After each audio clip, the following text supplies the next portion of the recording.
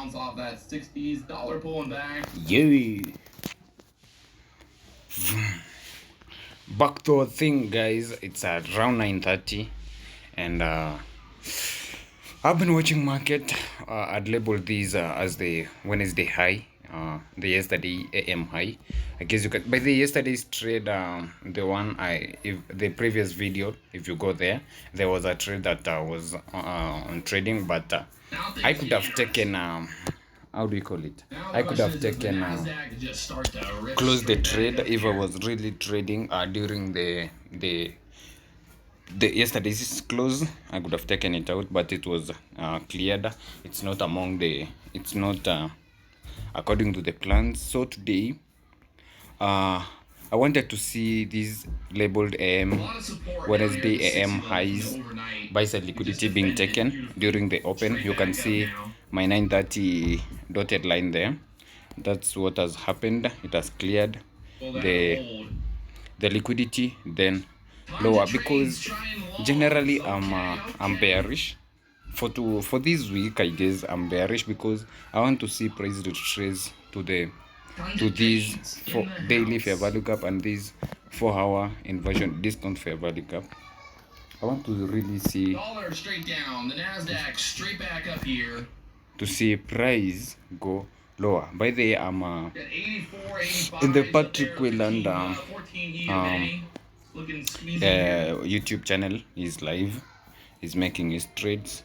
He's an buy, but I'm the opposite. I want to see lower prices. You can see these sell equal, relatively equal highs below there. That's a sweet spot whereby I should be optimizing these opportunity. I want to see lower prices and go to the 1 minute chart. Not real, not IRL. You can see that sharp there off of that 60 area we were kind of looking for. Now things get interesting. Do we start to put in some support? Lower the volume. We can see that volume inversion fair value gap. I guess let me wait for a huge confirmation using the 3 minutes. I want to confirm a market structure shift number 1, whereby mostly I use my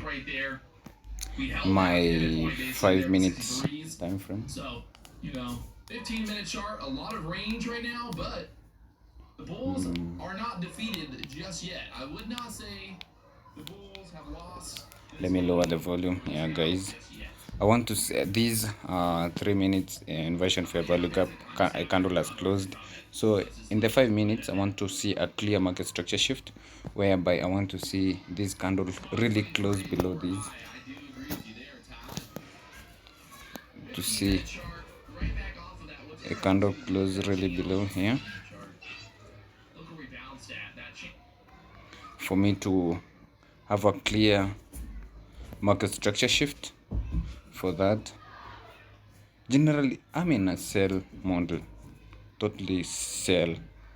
I wanted to see these yesterday's AM high being taken, because the PM session's high had been has also been cleared by these. If we go to the regular trading hours, you can see yesterday's PM session has been cleared here, has been cleared around this point, this high. That was yesterday 3:30 p.m. It's been cleared, and also the Wednesday AM liquidity has been cleared. So I am low. I'm targeting these lows here. These lows should be a target for these regular trading hours, and generally these lows to this daily fair value gap and this 4-hour discount. Yeah, let me go back to electronic trading hours, guys. Did you buy or sell today? Nope, didn't do either. So where a 5 minute MSS has been confirmed, that candle has closed below. So I want to see a fair value gap because I'm strictly how can I say Normally 15 contracts. a silver bullet. Okay, I trade fair value gaps, market structure shift, other liquidities, and other confirmations like the breaker.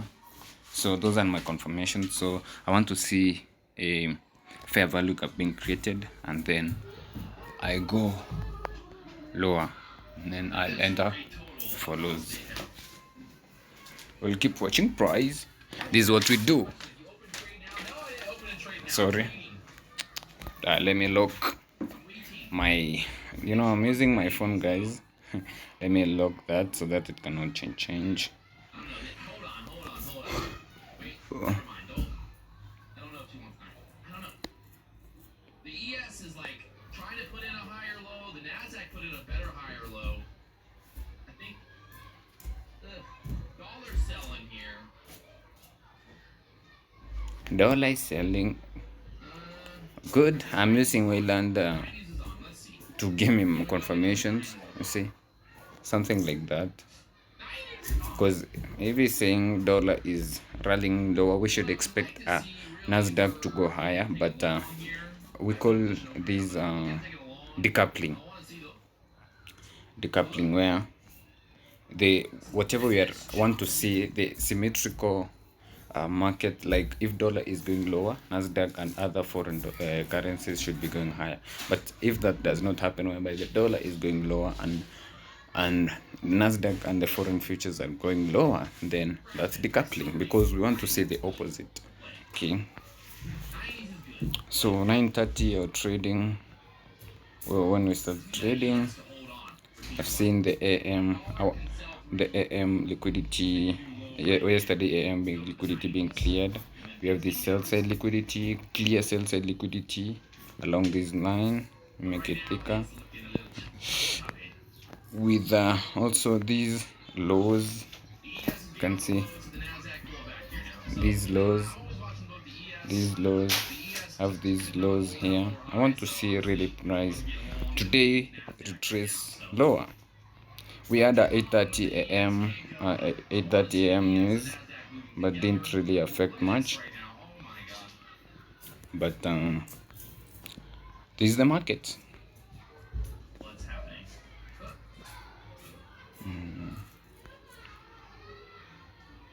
And this is where you blow up, right here. This is where you start to blow up. I'm not doing it today.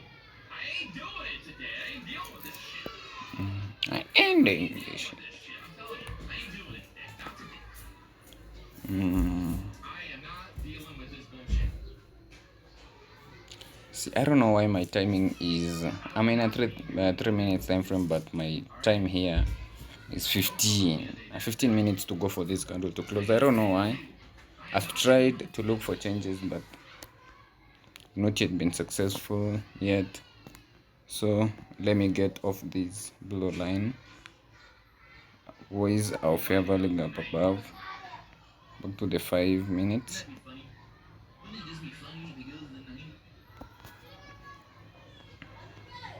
Waiting for that candle to close.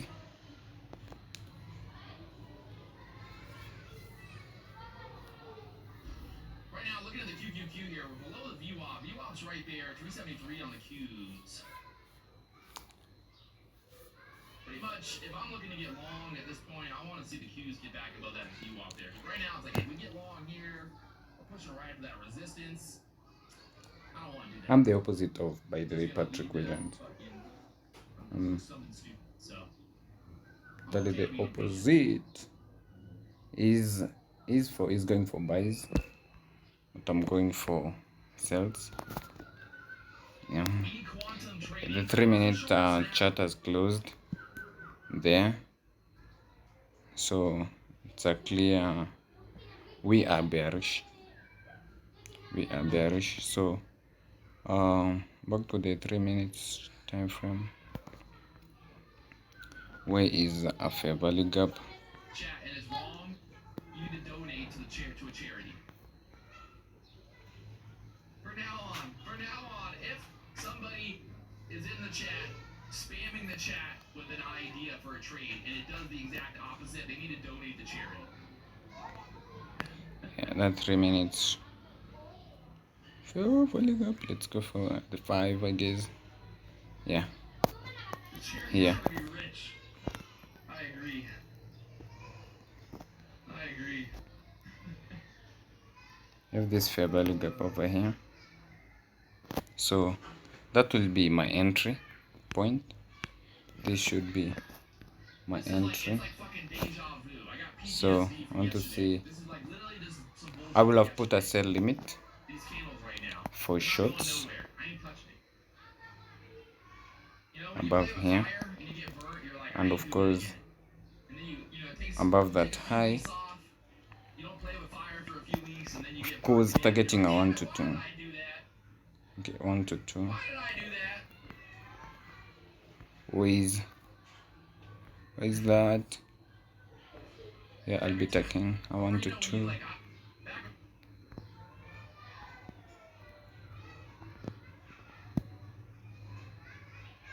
You're below that low.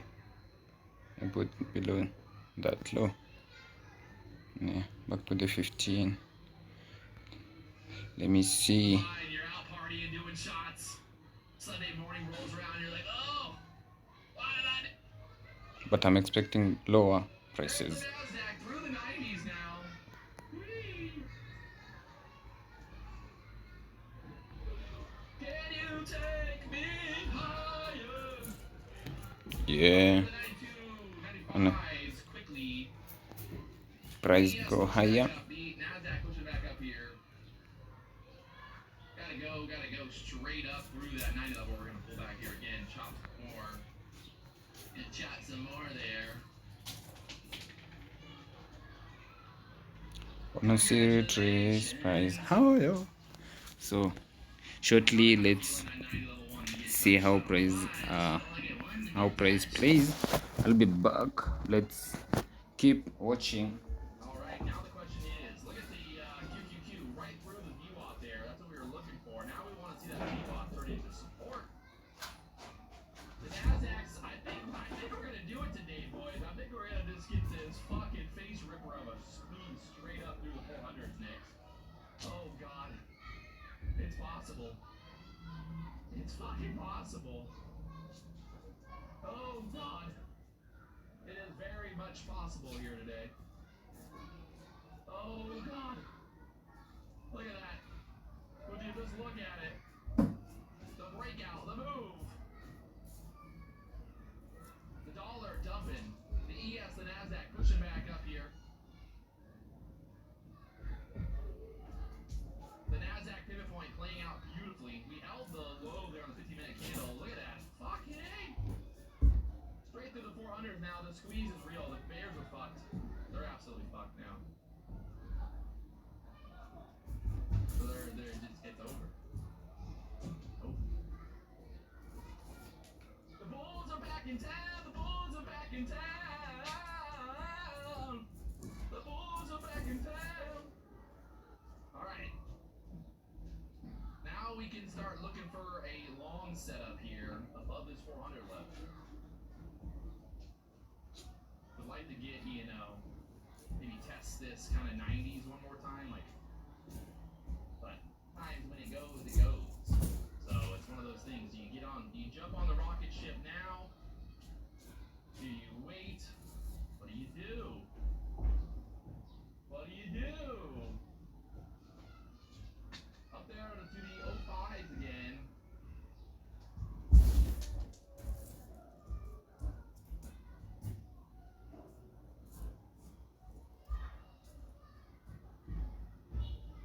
Get a little bit of a pullback here.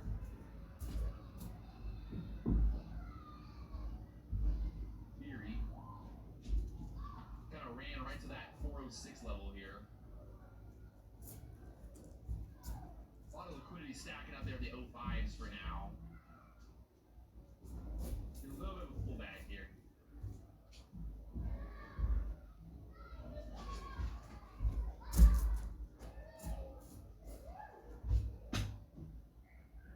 Quantum trading told you, bro. I told you. It went down after you said it was going to go up. I said it was going to the 90s. to say you told me. What'd you tell me? That I was right? What'd you tell me? That I'm right? Patrick, I told you. Yeah, well, I said the same exact fucking thing. I said it. You said. What do you mean you told me? I told you. All right, they're clearing out some liquidity. That 05 liquidity just moved off the board. Full flagging here. Still looking squeezy. Oh, I love it. It's not even that I want to be a bear or a bull, but I just love when this shit happens like this, and you get these days where everybody's bearish. Oh, it's gonna go. It's gotta be a 2% down day, and then it's literally green on the day, right? So.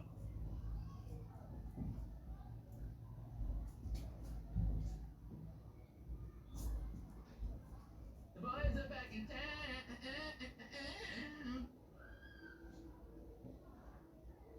Alright, the NASDAQ straight up here again. That 05 level, taking it out there. They gotta get through 06s and then straight up to the party down. There's your breakout set up there. We pulled back 95, pushing straight through here. You want to go. We need to get through 10s, and then we gotta be getting that ripper up there towards that 20 level next. On the book map right now, liquidity wise, you got that 10 level there. She's a runner. She's a track star. She's a runner. She's a track star.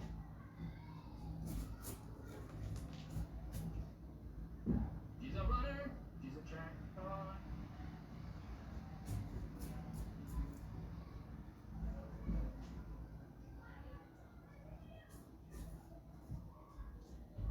Will we break right through the highs up there? The squeeze is real. The dollar's straight down right now. The NASDAQ up here 13, 14, 15. 20's on the book map, just sitting up there staring at it. The ES squeezing straight back up. The NASDAQ squeezing straight back up. Everything's just going off.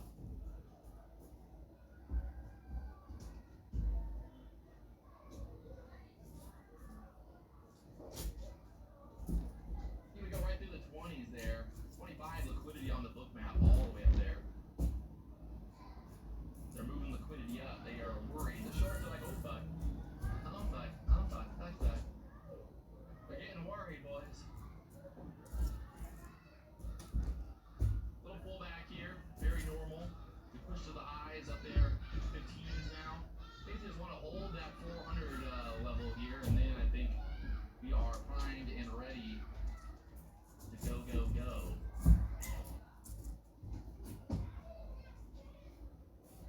Primed and ready.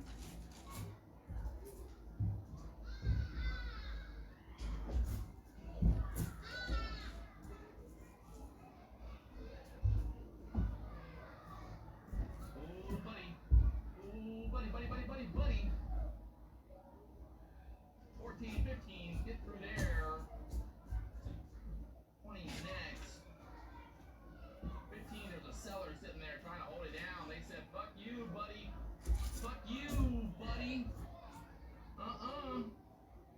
I don't care about you no more. Nice little pullback there on that 05. I think we go right to the 20s here. It's just looking like she wants it right to the 20s.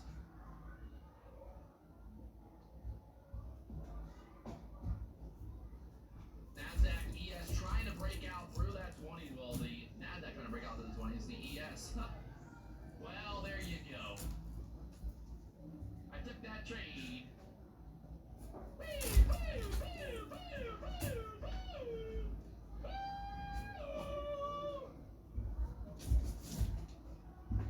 Right through the 20s, right up there to the 30s now. She's still going. 30s. Baby Jesus. Baby motherfucking Jesus. You gotta love it. You gotta just fucking love it sometimes. How can one man be so good? So good looking. Look at this dump. Back down to the 15th there.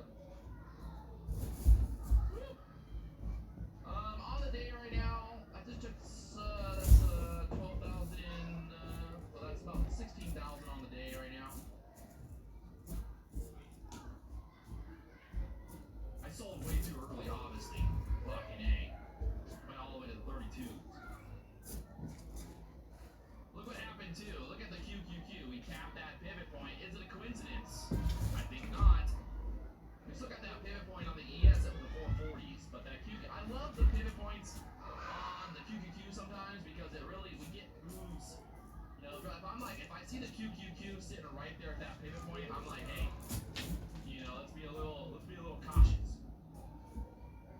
Be a little cautious.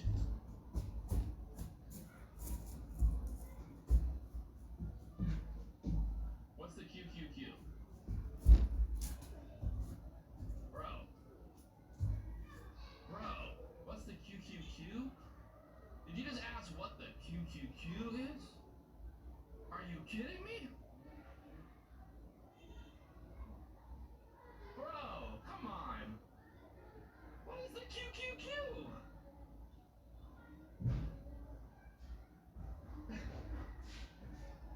I'm just kidding. The QQQ is the NASDAQ ETF.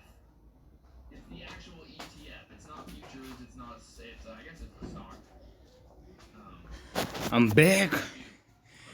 You've been tapped into. Another liquidity, sell side liquidity been created, and I want to do something.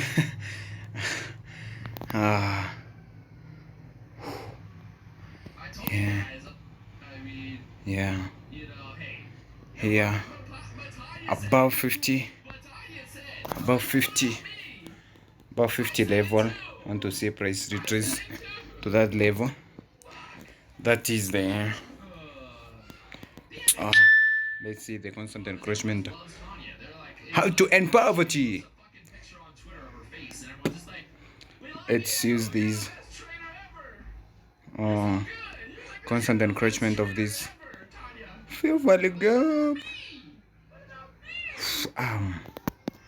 Passing like a dog. The shit. Yeah. There's the constant encroachment. You can see the 5 minutes version Fair Valley Gap fully has been fully tapped into, and let's see,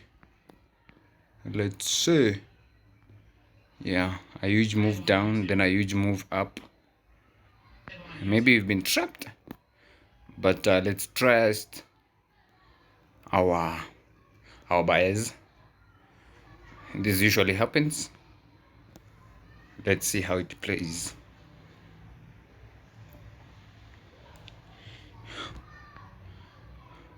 I want to see a 5 minute candle close below this 5 minutes Fair Value Gap. I guess I didn't label it.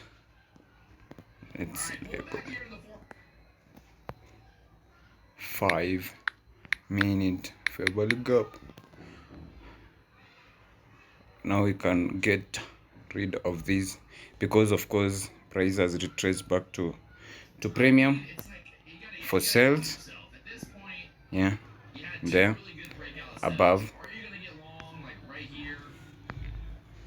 So we'll trust our buyers, and price has gone to the 3 minute inversion Fair Value Gap, by the way, with labeled with spotted 3 minute inversion Fair Value Gap. It should inverse price lower, and that's what exactly I think it's doing. Yeah, huge move down.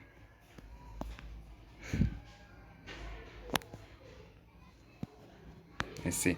Stop loss has been my biggest challenge. I'm trying to see on how I can do that. Yeah.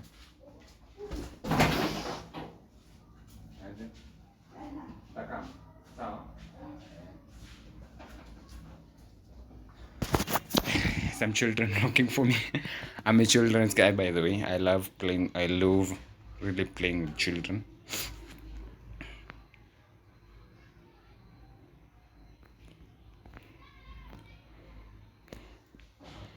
Let's trust our instincts. What's going on over at Top Set TV? I don't know what they're doing over there. Right now, it's kind of waiting. Now it's like we really need structure here. And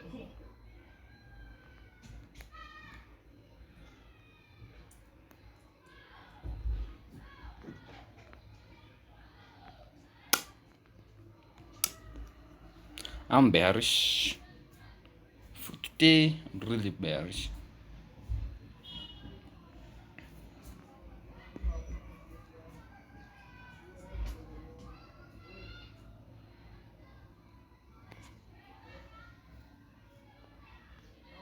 Whoa. Whoa.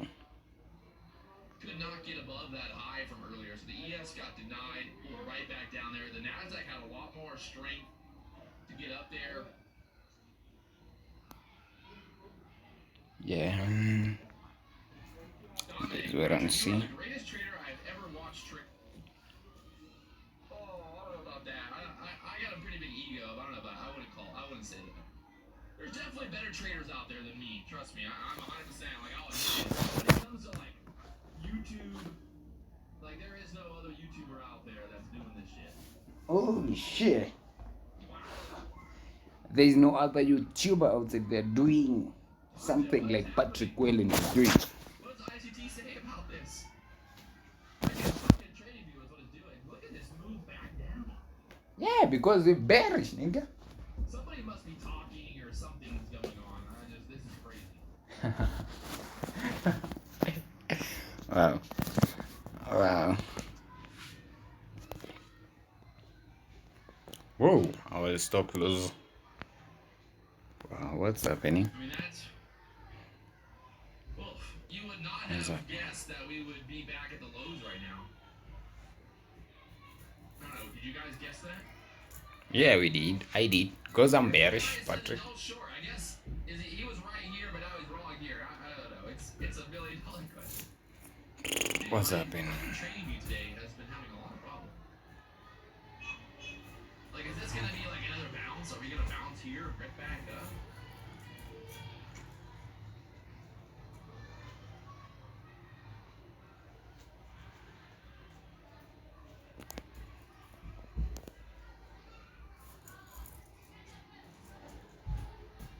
Should have listened.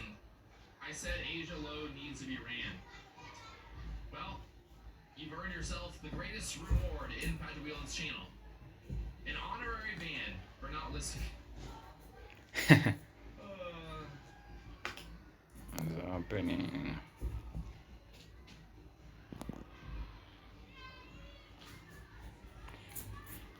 Maybe they Should have listened to me, Patrick. I'm a random person on the internet, and I told you that the market was gonna go down.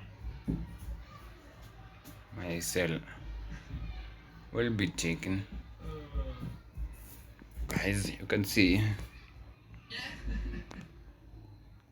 it's about to be taken. That was funny.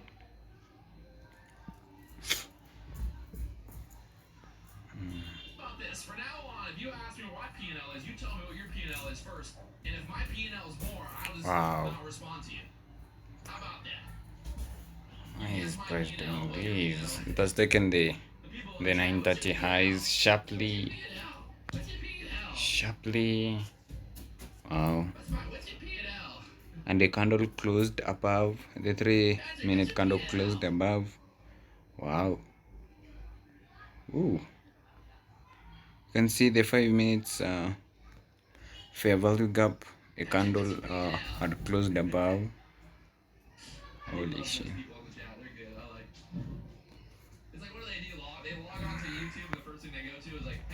We have a sharp retracement down. I just woke up. Just got done brushing my teeth. What's your P&L of the day? This is one of the express funded accounts, up 11,710 on the day in this account. So, yes. Thank you. Thank you very much. Thank you very much. Wow. Why is this? Why, like, I don't know why the market usually goes for my stop loss, then rallies down. I really don't know. Or I should be looking for some amount of handles. Yeah, I guess some amount of handles that I should be using as a stop loss, like not above highs. I should give I should find a way on how to give my trade some allowances for a little bit of drawdowns. I guess because mostly I have a challenge with these stop loss placement, a real challenge, and I should find a reason for that because you can see here, wow, like the market has gone to check my stop loss, and it's doing what I wanted to see. See, I should I should look for a solution to this, man. How many handles are these? 398. Oh, 398 to 420, maybe for 20 handles. 20 handles. I don't know what I shall be doing. Planet Fitness, my favorite place to work out. I have my own gym in my house, and then I go to F45 sometimes. How long is Power Hour? Well, sometimes it's 5 minutes, sometimes it's 2 hours, sometimes it's all day long. Look at the QQQ running those pivots here. Wow, this is a 3-minute chart, by the way. So within 15 minutes, we drop from this pivot to this pivot. That's, I mean, to be honest, that's you don't normally see that type of move. Wow. So.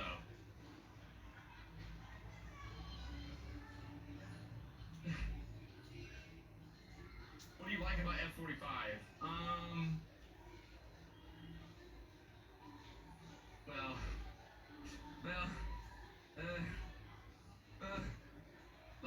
Well, I'll refrain from commenting.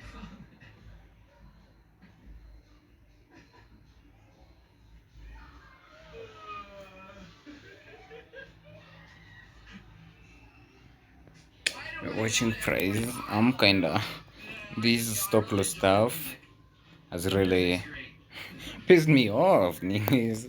But this is the market. I should find a solution to this. I should find a way on how I can trade on my stop loss placement. I really don't understand how, but I guess I should look for assistance. All right. Nasdaq once again. I should look for, yeah, let's trade that. Let's put it there and watch price action because I'm out of the trade, literally out of the trade.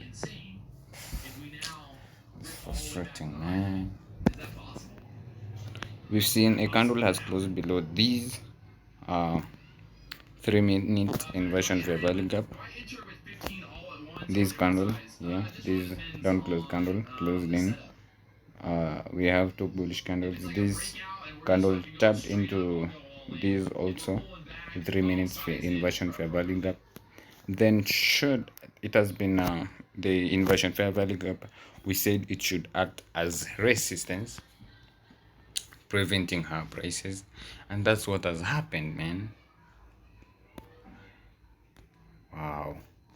Wow. Dollar's pulling back. Nasdaq's back up. The ES found a little double bottom. We got double bottom there on the 1-minute chart for the ES down there below the 4,390 area. Ran that low there.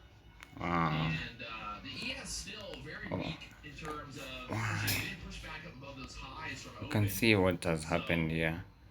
We had that huge up close candle, and then now we have a huge down close candle towards the low. But this is the previous trade, the yesterday trade. You can see it was taken out.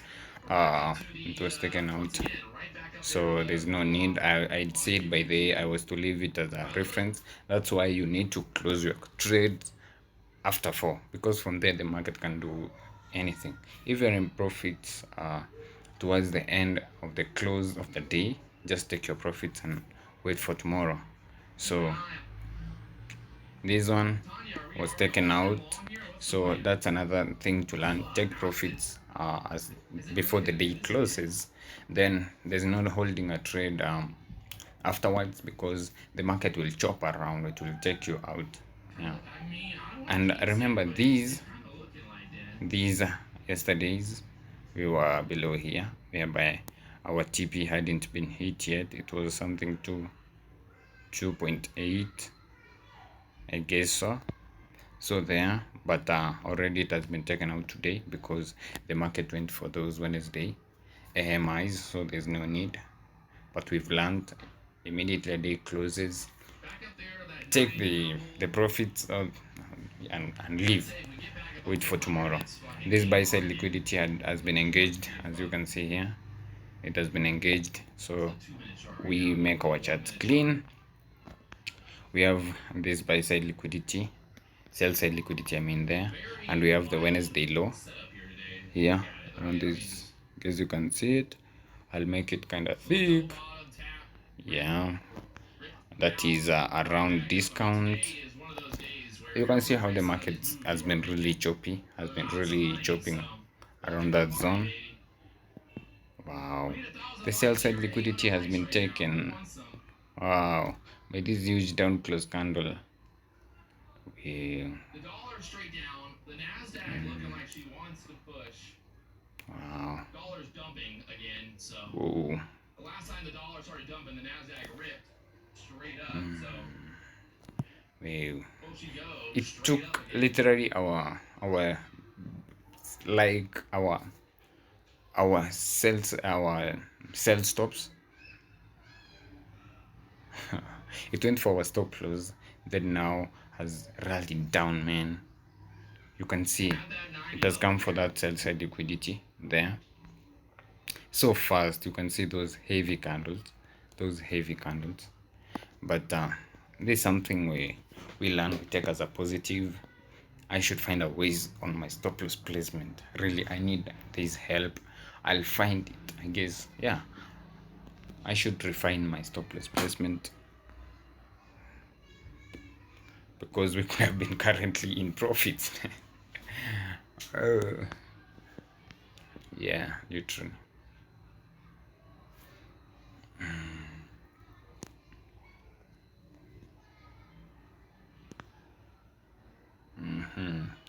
The sell side has been cleared from this was how do we call it, go ahead. See the Asian lows, 8 p.m.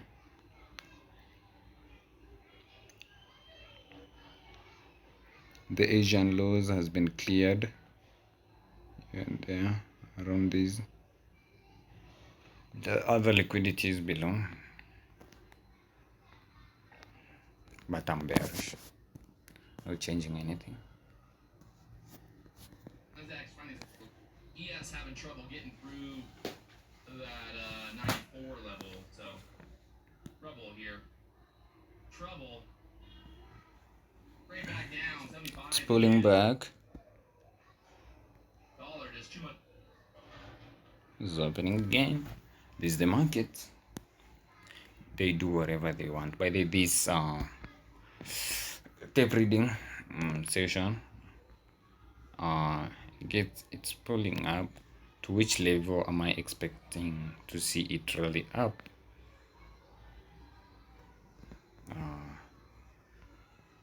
Let's use my favorite tool. Yeah, I want to see it retrace back to the 5 minutes fair value gap. That should be now an inversion fair value gap to support price lower. Dollar just ripping straight up here. Not good for the Nasdaq or the ES, obviously. Basically, I'd say for now, just staying out of it. The ES trying to make a new low right there. Yeah, I'm expecting to see it retrace to that premium level above that. And then it can sell off.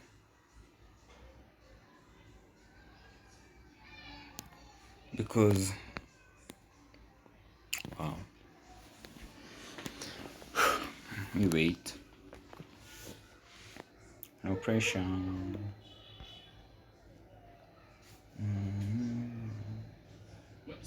Way. We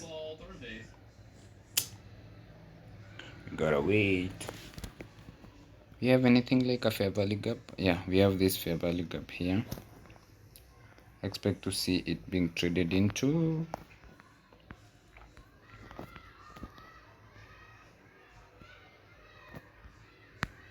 have these two levels. This is in trouble here, so we gotta be patient. We're bouncing. But we have also a volume imbalance over here. Wanna see if it will be traded into and then go lower. But you gotta wait, man. Gotta be patient. Head and toes, T's and toes, T's and toes. I'm basically the opposite of Patrick Wayland, like totally the opposite, because they are going for buys. They wanna see buys, but I want to see really price retrace to that our levels here, to these levels. The daily, I guess you can spot it. The 4-hour discount, the 4-hour discount fair value gap, and also this 4-hour, the daily fair value gap, to come and clear also this sell side liquidity here that I've labeled the Wednesday AM low. I want to see that to be cleared. Kind of area again here. VWAP right now at the 86s, so we need to get above that VWAP there. Yeah. Got denied again in the VWAP. That 3-minute candle not looking too hot. Boom, boom, boom, boom.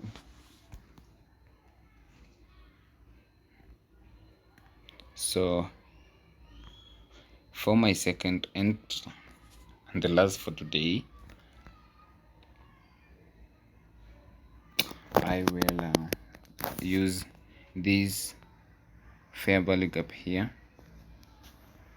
this fair value gap, this candles low and this candles high.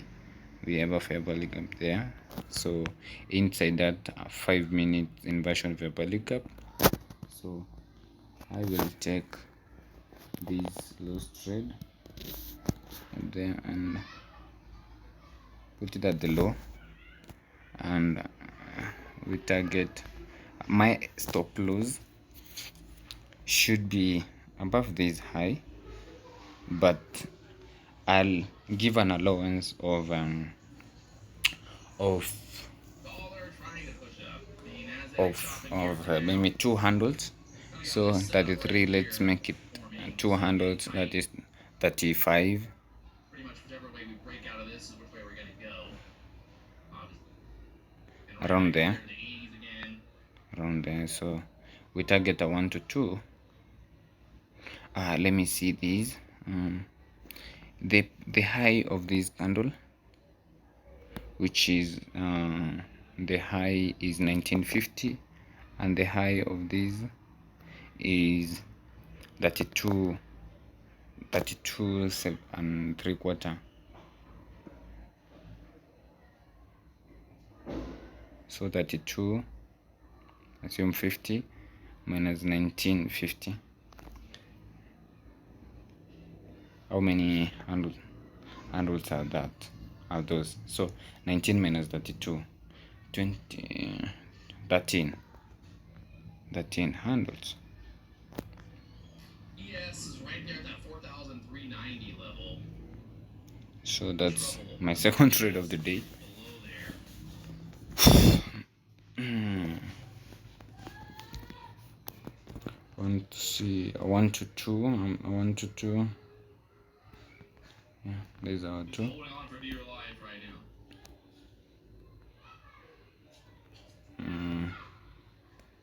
Back to back 3-minute candles, selling pressure above this kind of 80 area here. Yeah, that's Dollar what I'm right saying. now, it should make a new, I think NASDAQ is gonna want to run down here.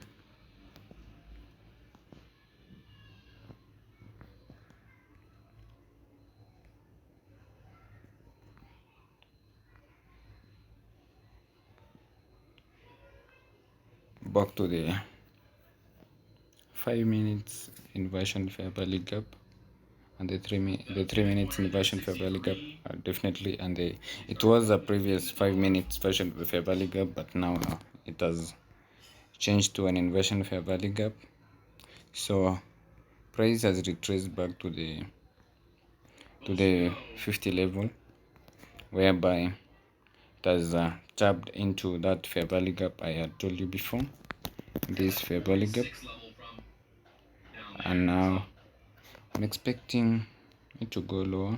Anything's possible. 88's getting tested there again on the ES.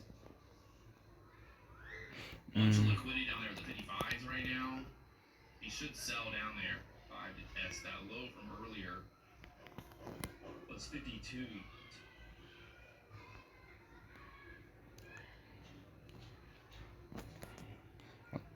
Let me go to the 5 minutes and check on the ES. Defending it for now. The ES, the 930.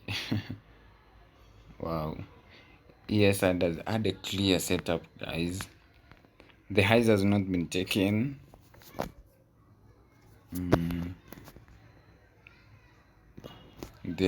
The 930 highs. This is what we call the SMT now, where you find the Nasdaq. It cleared these 10 at 10 a.m. The 930 high was taken, and if you go to the ES, you can see the 10 around 10. It just retraced into that inversion, the fair value gap. Yeah, this fair value gap acted well onto it. This is the 5 minutes. 5-minute fair value gap. Tapped into it correctly.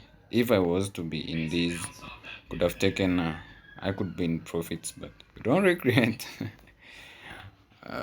Yeah, so tapped into it, then it's currently rallying lower, and I don't know whether I've done the analysis.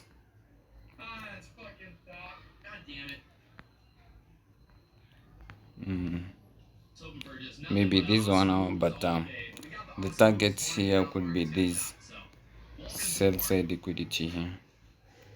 That could be, of course, the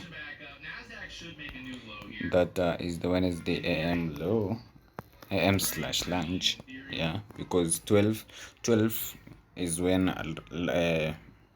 AM ends and lunch starts. So Wednesday AM slash, let's see, lunch low. When I mean this, we have this sell side is residing here. Then we have this is kind of relatively equal lows around this point, but our target would have been that low. Going back,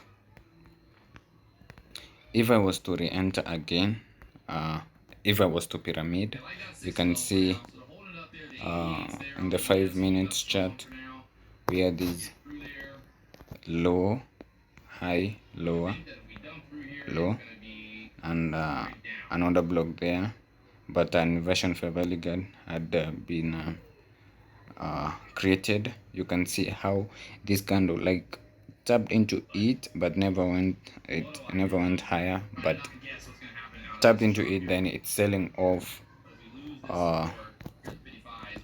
as it should be. I don't want to force a trade. You don't have to force a trade, man. Can't force a trade. So you can see how price is acting. You have that 5 minute there. If we were to enter trade, we were to pyramid again there. Let's sell around this place.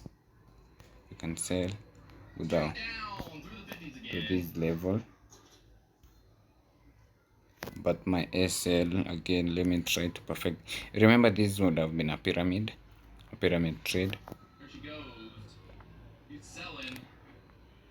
My stop loss would have been above this candle here, this candle, really.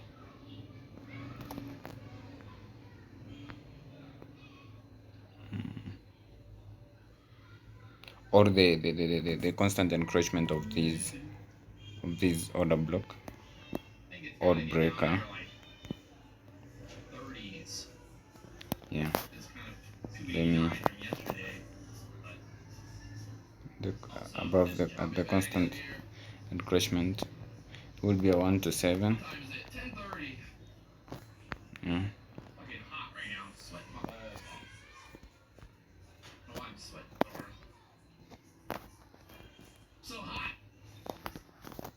Let's see, 1 to 2, slightly below. Yeah, he has had a perfect set up. Yeah, we should be always be comparing of the two. Something else for the notes. Yeah, we can see this clear market structure shift. This low was broken down by this candle closed, and this candle closed lower, creating a fair value gap. It traced into that fair value gap, then sold off, creating another market structure shift, another fair value gap that was tapped into it. Then market is showing signs to go lower.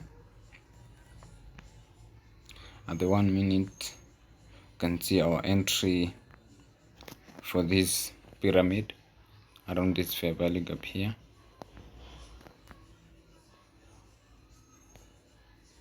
Lower. Still Patrick is waiting for buy opportunities, but I don't think he's gonna get them. No beef at all. If you know him,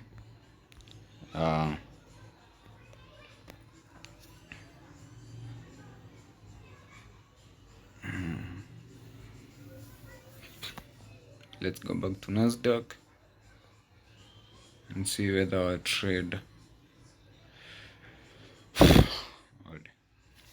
Let's make it clean. You can see how price sharply rallied down. Immediately it has tapped into this fair value gap here. It rallied sharply down.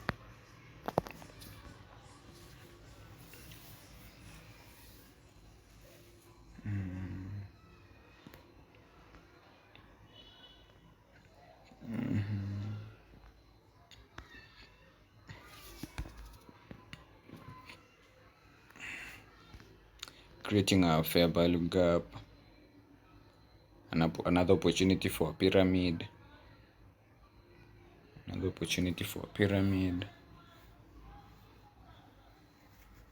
in that fair value gap. This fair value gap here, this candles low, this candles high. Yeah, there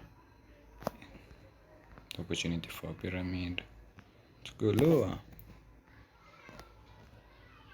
Beleo.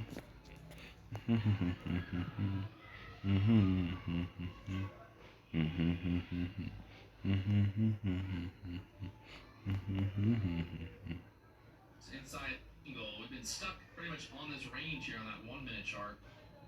Over the downside, had that pretty good read there at least, but just really didn't get much continuation down. Shinji Kagawa. Let's see, is the order flow? What's the order flow? Yeah.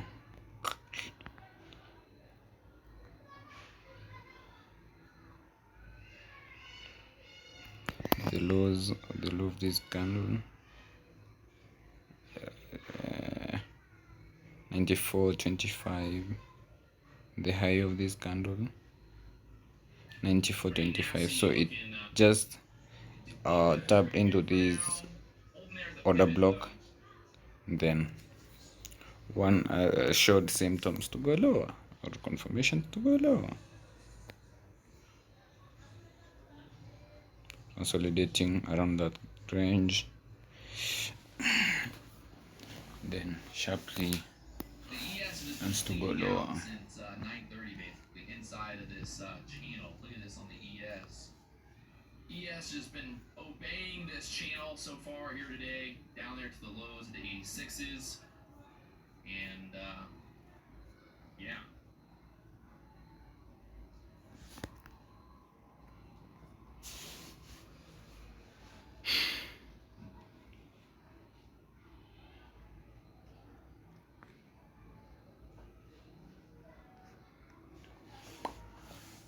We should be comparing the Nasdaq and the S&P because they move the same.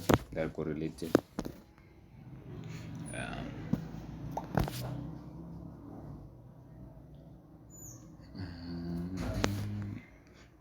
We are under a consolidation. Dollar. The low has been NASDAQ here. years. The low has been cleared, the previous low, this one. But for Nasdaq, not yet. Nasdaq is kind of slow. Yeah, the low hasn't been taken yet. We are anticipating to see it to be taken. Ripping back up.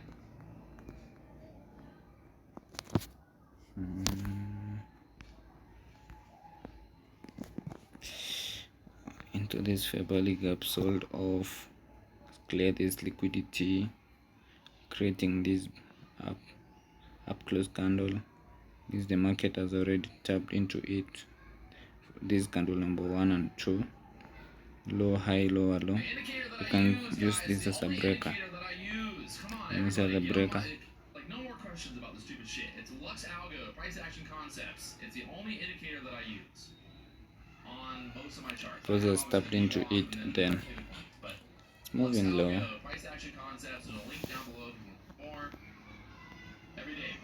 What channel is that? What is that? What is that? Always the same. Never change.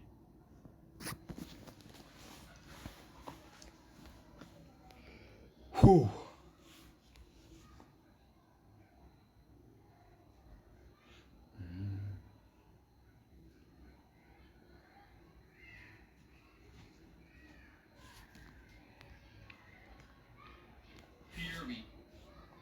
Trend there on the 1 minute chart, and we start moving back up. The dollar dumping here, the Nasdaq trying to make something happen.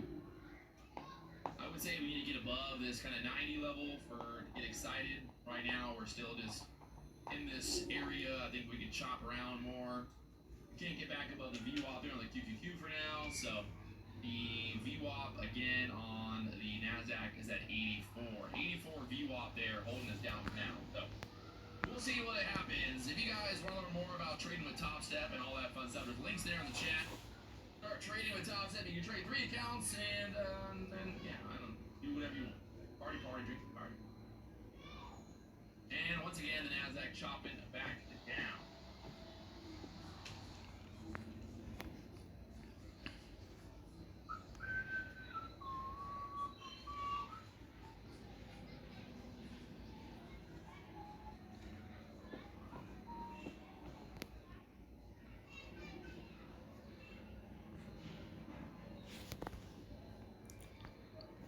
This bullish candle is acting as resistance, preventing higher price tapping into them, then rallying lower. So a bearish order flow. Sitting at the highs for the last days. Still watching. My stop loss placements. Should check on that. Back up. The ES got denied there at the 92s. It's hard to say. The lows now in Nasdaq has been cleared.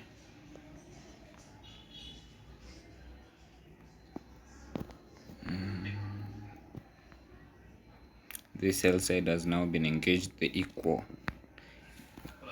the relative equal, so much liquidity is below because they're along that line. And again, we have again there's no sell side liquidity below this low. It has created relatively equal lows. I wanna see the liquidity being run onto. Market started retracing higher, but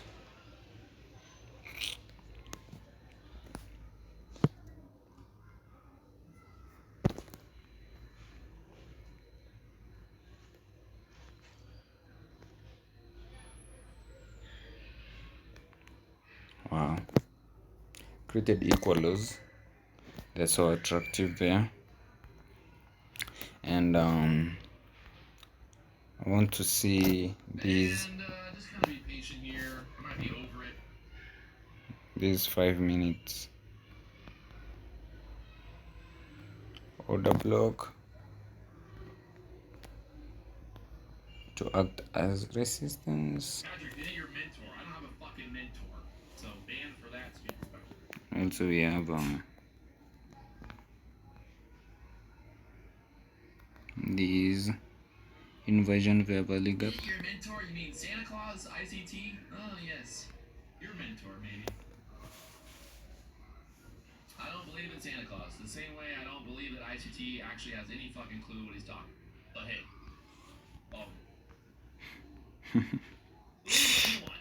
ICT. I'm just laughing because we are using his strategies that are against his, and we make for now not making money, I can't lie, but I've seen his strategies work. I'm just using his strategies that are the opposite. Like Wayland is totally the opposite of what the market is doing, but he's saying ICT knows nothing about whatever he's saying, so that's kind of funny. It's funny. But the 3 minutes, what was really nice. Yeah, running low.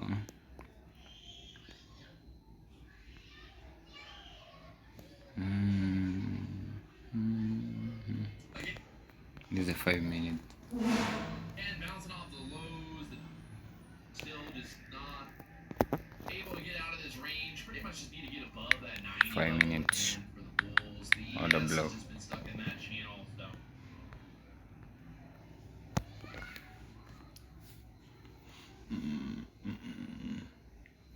Up there to the 75s again, off the lows there. Ripping back up now. Dollar selling. I'm hungry. I should take something. I got nothing to take. Holy shit, man. Wait, we'll wait. Price has retraced into this 1 minute order block here. Closed below at the constant, around the constant encroachment there, then rallied down. You can see the bearish order flow. Liquidity here is so clean. You have sell side liquidity here, so clean at this point.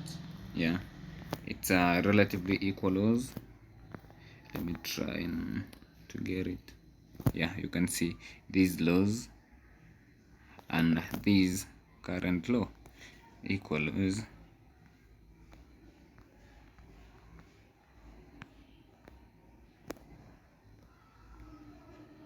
What's the 3 minutes got for us? Not much. You have an inversion value gap? No. But we have a high, low, higher, high. A high, low, higher, high. A low, high, lower, low. Where is our breaker? High, low, high, high, low, high, lower, low. The last down close candle in that bull, uh, the last down close candle in that bull price leg. Yeah, we can see it here. Here, I don't want to use these or these. Let me use these for learning purposes. I get to learn. I want to see what price do they. I guess this order block, I'll extend the order block to this low of this fair value gap.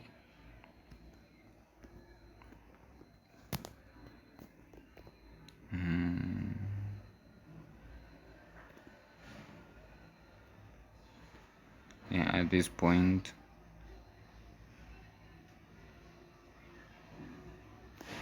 we have these two lines to be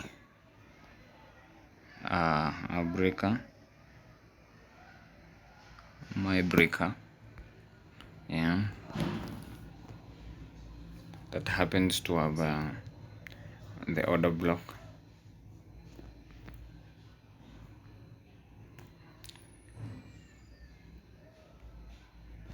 Yeah,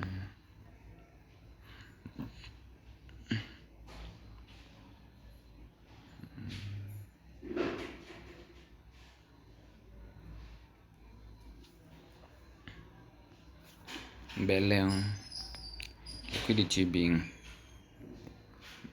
created down there.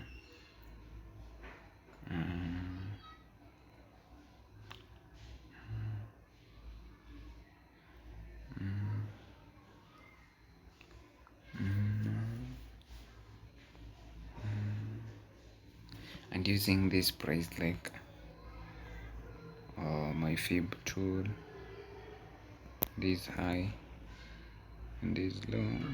Like, look at the I told you. That breaker prices retrace into the breaker.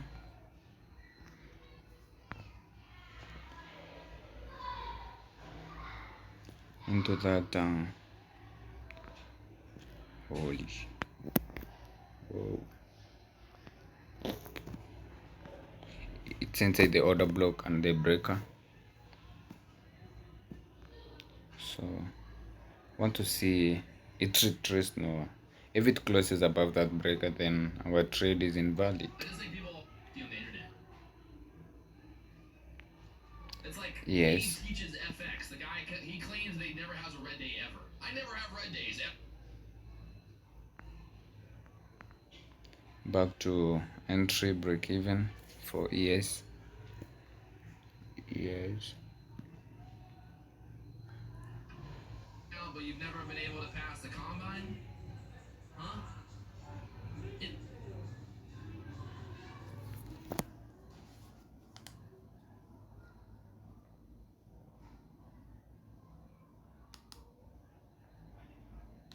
Yeah. Trade lower. Okay, so clearly you're not trading. Let's see how ICT.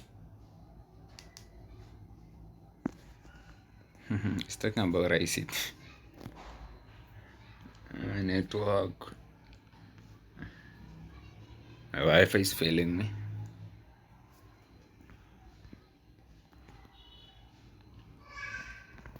Let's be smarter than be dumb. Use our brains. That would be like if I had said, okay, I'm going to break the New York Marathon record.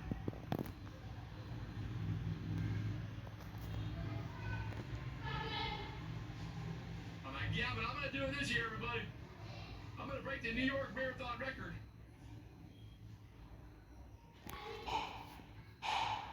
That's wrong.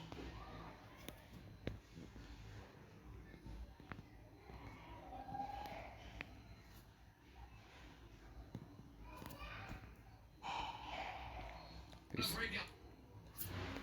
92 is the NASDAQ. The dollar's trying to pull back.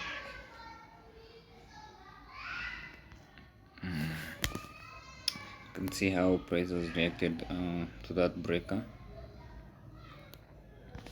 Inside the 3 minutes, by the way, the candle is so clear, the breaker is so clear. The high, the low, the higher high, or the low, the high, the lower low, the last down close candle upon on that price, bullish price tag is a breaker.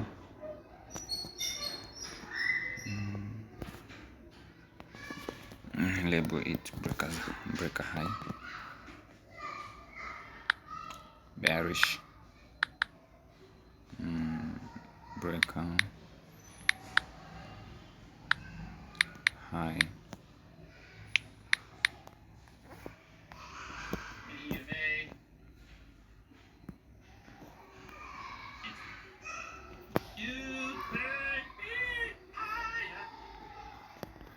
It's one of those trades where we're either gonna fucking run or we're just gonna chop some more.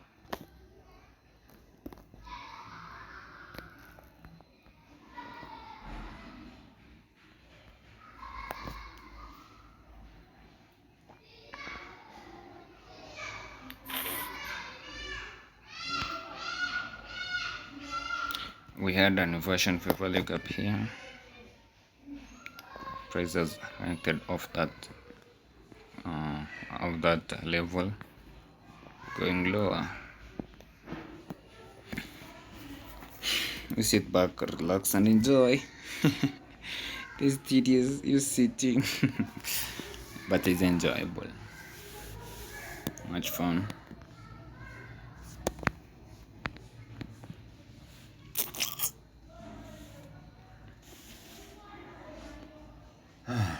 We trust our buyers, we trust our plan. To 2/2, we blew our last trade. It hit stop loss, but these I should be used to these, yeah, because I'm still in the learning phase, but I've got the basics. I've got to understand the market now, reading price action. I've got to understand these, but now there are some other things, like you have to know some trades will be losses, some traded will be losses, some will be wins. You have to understand that.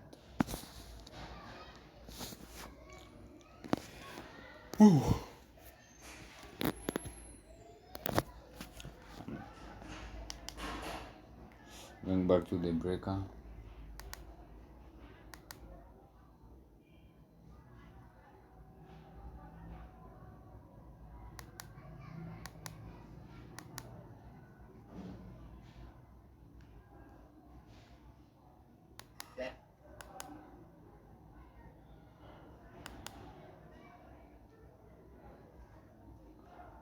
Let's listen to Paladin shortly.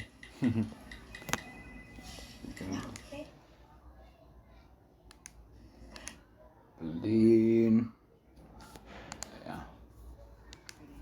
Something I have said over and over again throughout this journey, and I'm sure you guys have as well. Many of you guys see my success. You see me in Miami, in Dubai, making tens of thousands of dollars. You see me on the leaderboards with these prop firms, and you probably think that I got here overnight. No. But the fact is that I have been trading for almost 5 years now. And this has been one of the hardest things I've ever done in my life. And that is why in this video today, I'm gonna go over my lowest moments and how it made me the trader that I am today. Hopefully by the end of this video, you feel either inspired, motivated, or at least opens your eyes to the truth of trading. First off, let me give a little background on why I even started trading. So I actually came from a pretty good family. My dad was a businessman. My mom was a housewife. She did work as a maid as an extra source of side income, but mainly she was taking care of me and my brother until in 2017, my dad had a stroke, which left him half paralyzed and unable to speak. And it was at that time when my mom was now the man of the house, and within the span of that year, we went from becoming a middle-class family to a low-income family because my dad was the one bringing the main source of income to the family. So it was at that point when I would see my mom up all night calling banks, when I would see her trying to take out money from her life insurance to provide for me and my brother. And at that point, I decided that I couldn't just sit back. So that was when I decided to look for ways to make money, and I eventually stumbled upon trading. So I started trading in 2019 at the age of 17 in my last year of high school. And right after high school, I went straight to college. Coming from a traditional Asian family household, you have to go to college. So I went to college, and in college, all I would do was study the charts, get barely any sleep because I would have to be up during London and New York session, which in the Eastern time zone is at 3 a.m. So I would be up trading those sessions, and at that point in my journey, the only thing motivating me was money. All that was on my mind was I have to make money. While all my friends were out partying, enjoying the college experience, I was back in my dorm room studying, breaking down in the middle of the night thinking, I need to make money. I need to be able to help my mom release some of that stress. I need to be able to provide a better future for my entire family. Something Breaking here. down in the middle of the night thinking, I need to make money. I need to be able to help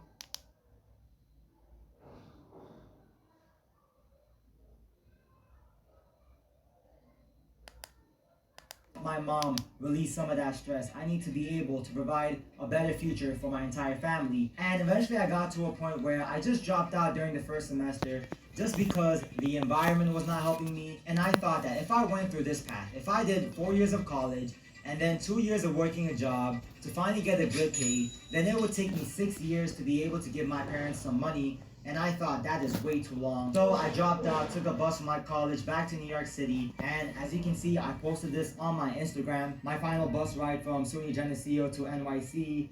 Just dropped out of college with about $40 in my bank account, $60 in my MT4 account. Many people think I'm crazy, but can't see my vision and why. All I know is I have nothing to lose and everything to gain from this journey, and that I'm gonna make 6 figures by the end of 2020, but that did not happen. So the only problem back home in NYC was that I had no family there, and I had nowhere to stay. My parents, they went back to India after I went to college because they couldn't afford to live in New York City. So I ended up having to convince my friend to let me sleep in his room on his floor for a couple of months. And even then, during those couple of months, I was struggling in trading. I was trying to flip accounts. I saw these influencers online with their Lambos with a couple thousands of dollars, flipping it to some crazy amount. And I thought, oh, I could do it with my couple of hundreds of dollars. If I was trying to flip $500 to like 1,000, 1,000 to like 5,000, 5,000 to 10,000. That was my original plan at that point in my journey. But then I started blowing my accounts, and at that point I was a year and a half in, and I started thinking that maybe these influencers are just fake, that maybe trading can't work out, that I should just quit.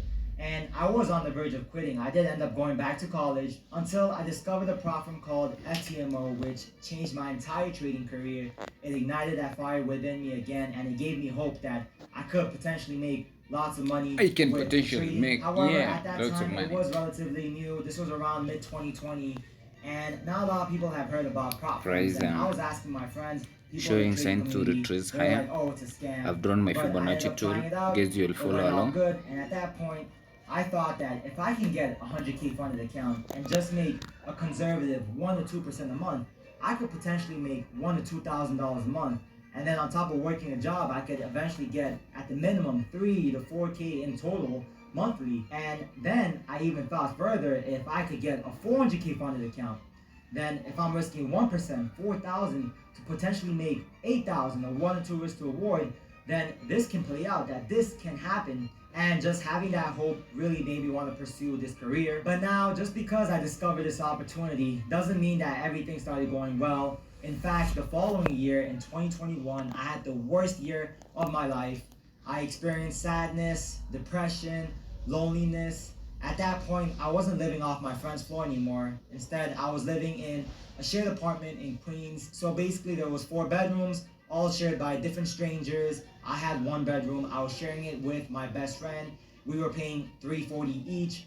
We had a bunk bed. I was staying at the top bunk. He was staying at the bottom bunk. In fact, I have a video of when we first moved in. As you can see, we were sleeping on this mattress for the first couple of nights till the bunk bed came in. During that entire time, I was doing horrible in my trading. I was blowing my accounts. And just to understand how I was doing in that period of my life, here's a video. 2021 right now, and I just want to show one of my low points in my life. Yeah, so basically I was doing the FTMO, I failed, finally passed the challenge, right? And then did the verification. This lost today, man. This shit's annoying too. The worst part is I can't even afford another challenge, man. I have to save up for that. I have to do something, man, to get that money for another challenge. And if you want to see, I've blown all 3 FTMO accounts, man. But, I mean, be him having a bad day today, but just know I'll never give up, man. I'm gonna pursue this dream. I'm gonna make it happen. Nothing's gonna stop me, man. Because if I give up now on this, what makes me think I could do something else and succeed in it, man? I put tens of thousands of dollars into this. I've lost tens of thousands of dollars. As you can see in that video, I was recording it on the top bunk and I was having a horrible day. I still remember that day. It was definitely one of my lowest moments in my trading career. And that was also one thing I realized as well, was that when you rely on an account so badly, when you rely on it to pay your bills, when you rely on it to provide for your future, then every trade you take will be more stressful. You'll start having bad psychology, and like I always say, your psychology is correlated to your profits. If you have great trading psychology, you will have great profits. If you have bad trading psychology, regardless how great your strategy is, you will not be profitable. And at that point in my trading career, I did not know that. I was trying to become a full-time broke day trader, trying to make it off just that, but it just made trading 10x harder for me and much longer for me to be successful. I did not have any big profits until I had a balanced life. I even went back to college right after that video.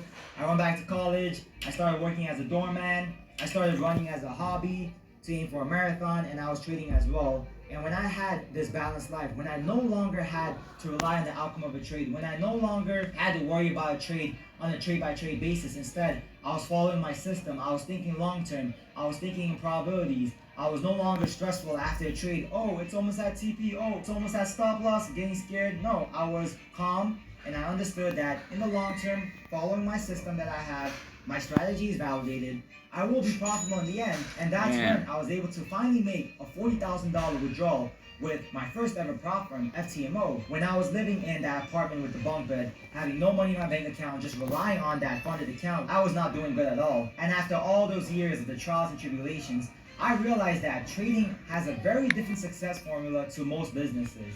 In trading, you don't get paid on how hard you're working or how many hours you spend on the charts, because after a certain point, spending more than 3 hours of the charts is not effective. Yeah, in the beginning of your trading career, you need to know the basics, you need to study your strategy, but once you have a strategy, once you have a system, after 3 hours of looking at the charts, you're just overanalyzing. You don't gain nothing. In the end, you get paid off the decisions you make. You get paid off how patient you are. You get paid off understanding that this is a long-term game, that you're not going to get rich within a couple of months, that you're not going to be able to flip $100 to $1 million, and that these prop firms provide the best opportunity to literally go from nothing to making a good amount of money, in which you can invest that money to other ventures and become an entrepreneur. So as you guys saw in my journey, I wasn't profitable in my first year of trading. I had to go through those lessons. I had to go through those hard times. And the fact is that majority of you would have quit if you were in my position. And that is the truth. But the reason why I didn't quit is because my why was so strong. I knew that if I quit, then how am I going to help my mom? Because that was the only thing on my mind. I had that burning desire that I must make it no matter what it takes. And I even remember this quote I would always tell myself by Elon Musk, which was, when something is important enough, you do it even if the odds are not in your favor. And that's also one thing I got lucky with, just having a strong why. Because if I didn't have that strong why, I would have 100% gave up. And if I had gave up, I would definitely not have made 6 figures in my trading. I would not have been able to retire my mom. My mom no longer has to go to work stressed out thinking I have to provide for my family. Instead, I am now the man of the house. I am the one providing for my entire family. And that's always been my goal since the start of this family, to help relieve some of that stress and help out in the family. So that is one major thing that I am truly proud of. And also, I would not have the network that I have now I even partnered with Words of Wisdom and Omar to start an evaluation firm because these firms have changed my life. So for me to start one and change other people's lives made complete sense. And our firm, Skill Funded Traders, is one of the very few reliable firms that offers 6% in phase one, 6% in phase two. And the reason behind that is because we're not trying to target these gamblers, right? If you have proper risk management, I'm sure that hitting 6% in however long it takes you, you have unlimited trading days to hit 6% in phase one and then 6% in phase two, and you're funded. So if you have the proper risk management, we build that challenge just for you guys. And also our goal with Skill Funded Traders is also bringing the community together. We have a lot of events planned for you guys. We just had one in UK. We just had one in Dubai. We brought our funded traders into an event here where we had a trading competition with another firm. And this is only the beginning of Skill Funded Traders. For anyone interested, I do have a discount in the bio. And finally, if I had gave up, I would not be able to do the best thing, which is inspiring a lot of young traders out there to become the best version of themselves, not only helping them in their trading, and that trading and self-improvement overall be correlate with each other.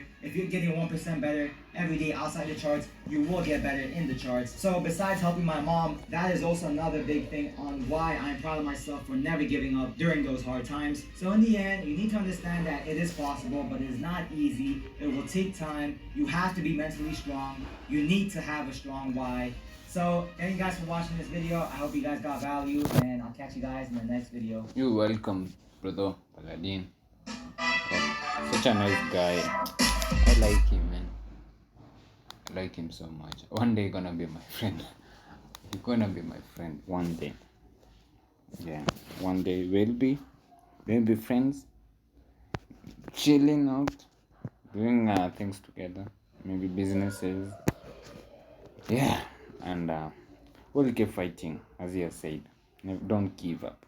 Let your why be so strong that, like, beyond anything, when the odds are against you, you follow. Like, you go ahead. You go so hard. So, yeah. It's the bag.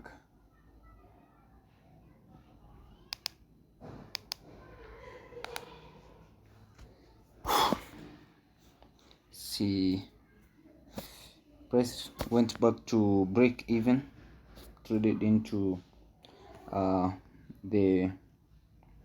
this 50 level, 50 mark, tapped into that 5 minutes fair value gap, and then now showing signs to go lower.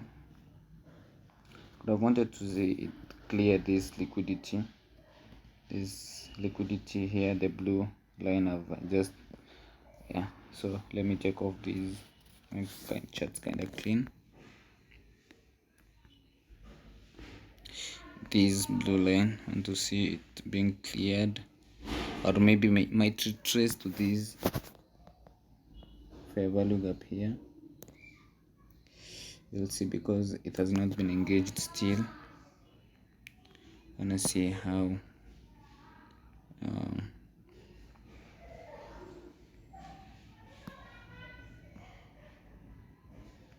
yes, and draw down now.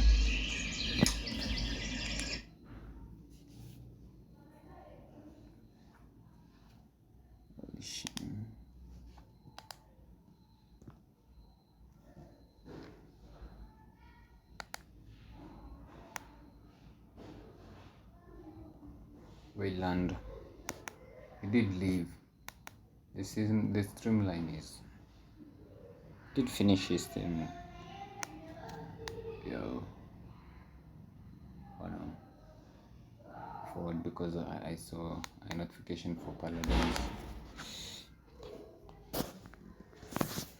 Price is going higher, maybe to this fair value gap here. This fair value gap.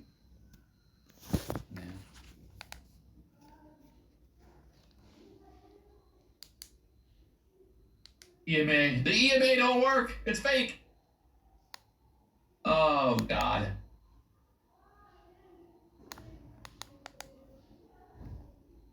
Person. I called 2 trades and they're both bangers.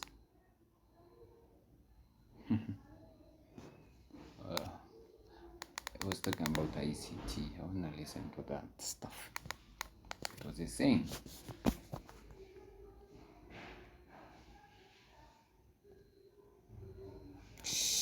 Those highs there. Out of this downward trend there on the 1 minute chart. And we start moving back up. The dollar dump in here.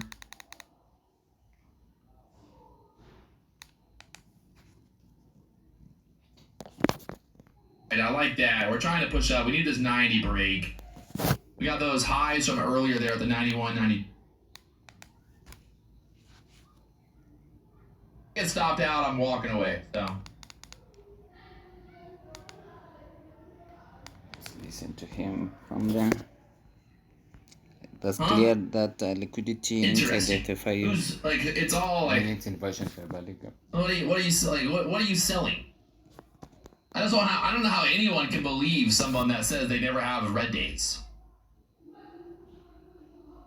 I've never had a red day trading in the last 365 days. Okay, so clearly you are not trading. Let's see how ICT does in the Robbins Cup. He's talked about going in the Robbins Cup for fucking 30 years now. 20, however long. Every year he talks about winning the Robbins Cup. He's never won it. What's going to change next year? Nothing. Like, he's not magically going to be better at trading. Like, come on, people. Let's not be dumb. Let's be smarter than be dumb. Like, let's be smart, people. Let's use our brains. That would be like if I had said, okay, I'm going to break the New York Marathon record. And then every year I fucking don't even get close to it. I don't even enter. And then I'm like, this year, I'm like, yeah, but I'm going to do it this year, everybody. I'm going to break the New York Marathon record. Okay? I'm the best runner that ever been seen. You guys don't see me run, but I run I'm the best. I only run the treadmill. It's like, come on. Like, what are these people? All right, we got a breakout set up here. If the ES can break through 92s, the Nasdaq should run. The dollar is trying to pull back. I'm watching it here. Let's see if we can get through it. Breakout setup possible. You gotta go though. Look at the ES once again stuck there at 92s. The dollar bouncing. 92 ES, just that line in the sand here.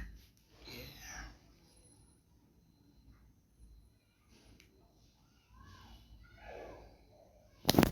15-minute chart wants to break. 15-minute chart looks pretty good for a breakout, but the ES 192. There we go. All right.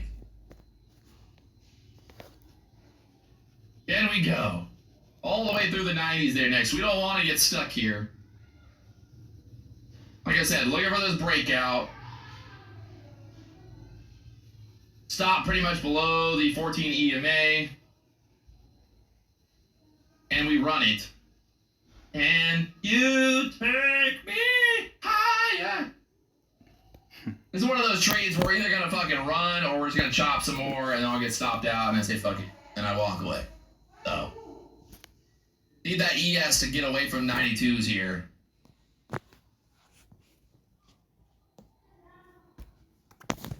Tori doesn't have an uncle. Have you not read the conspiracy theories? Tori's uncle's not real. Tori's uncle's not real. It's fake. Oh, fuck me in this fucking bullshit. It's gonna chop back down now. Gonna just chop it back down now. Should have waited for the 90. Come on. We gotta get through the VWAP there on the QQQ. We're testing it. And we get a boner candle. The dollar just got denied. I like that. We're trying to push up. We need this 90 break. We got those highs from earlier there at the 91, 92s. Patience. I got no patience. No patience, Tanya. No patience.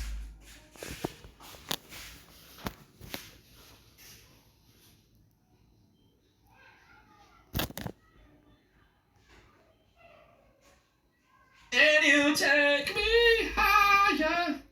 Wow. It's just fuckery. The ES back below 92 now. Serious fuckery here. Why there's so much fuckery today? Alex, I'm new here. Patrick, he said, Patrick, I'm new here. What brokers do you trade on? We're using Top Step. We're trading through Top Step, funded account. There's a link there in the chat if you want to learn more. Link in the bio, wherever you want. Check them out, Top Step. Right now, I need to get a push through 90s. That's what I would need. I need to get at least 10 points here.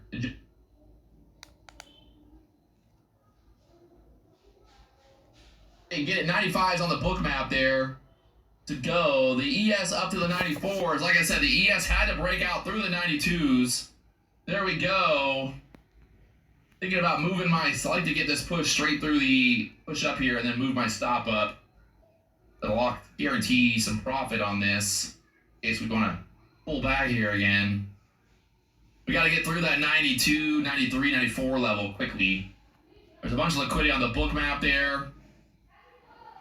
Oh, you blah. Blah, blah, blah, blah, blah, blah. Oh, dollar's pulling back. Come on, don't do this. And we're back into the E. The moment of truth. We got to push right off of this 80 level. We don't want to pull back.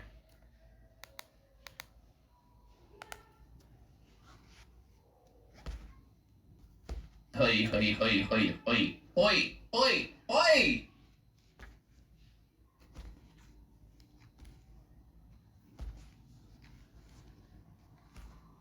Can't make this shit up if you try. Like, people think like, oh, reality TV's real. That shit ain't real. You want to see some fucking real TV? You want to watch some real shit? Watch this shit. It's unscripted. You can't make this shit up if you try. The market, you can't fucking make it up if you try. We're not losing money. We're making money. We're still in the green here. We're up on the day. We're just fucking... I was trying to get that push through the 90s there. If I get stopped out for a 5-point loss, it is what it is. We had some nice runners earlier today. Trying to give myself a little bit of room here. I didn't want to move my stop to break even. And then this thing bounced again off the 80, this level.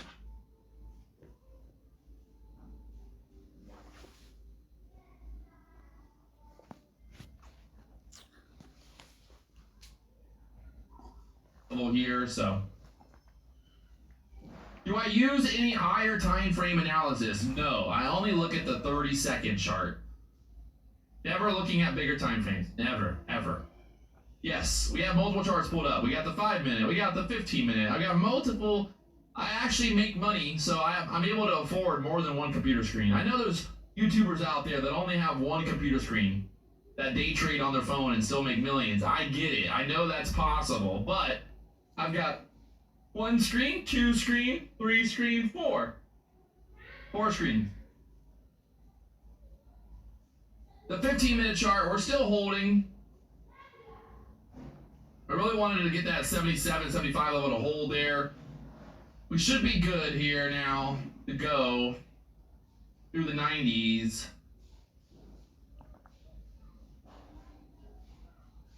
Oh, buddy, buddy, buddy, buddy. Got 95 liquidity up there. Thinking about trying to move like my stop up.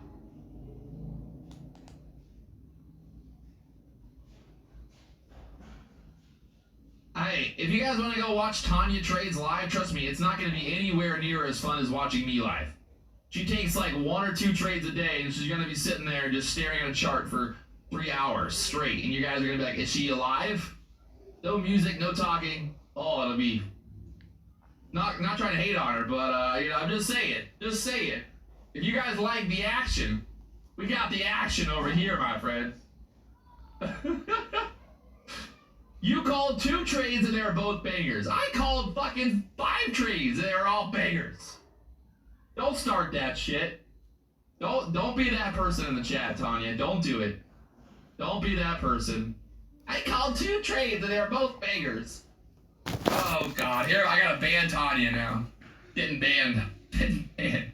I gotta ban my fucking internet girlfriend from fucking calling out that she had 2 beggar traits. Well, Patrick Whelan had like 5 beggar traits, so who's counting? You know, who's counting? Alright, up there in the 400s. Hey.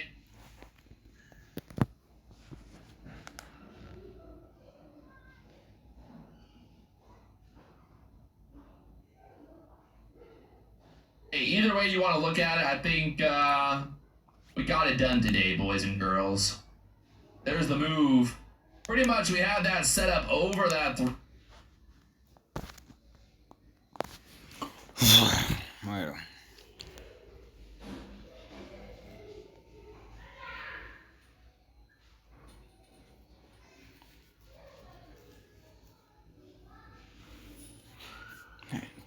Damn. It's a fucking night sometimes. But we'll overcome these. Heading to the stop, please.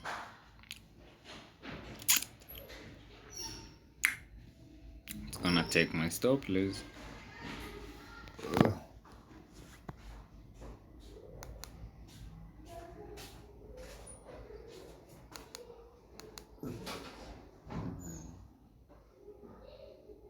Yes guys, welcome back to another video. Welcome to the George Benson Football Channel. Doesn't it feel like a much nicer place to be?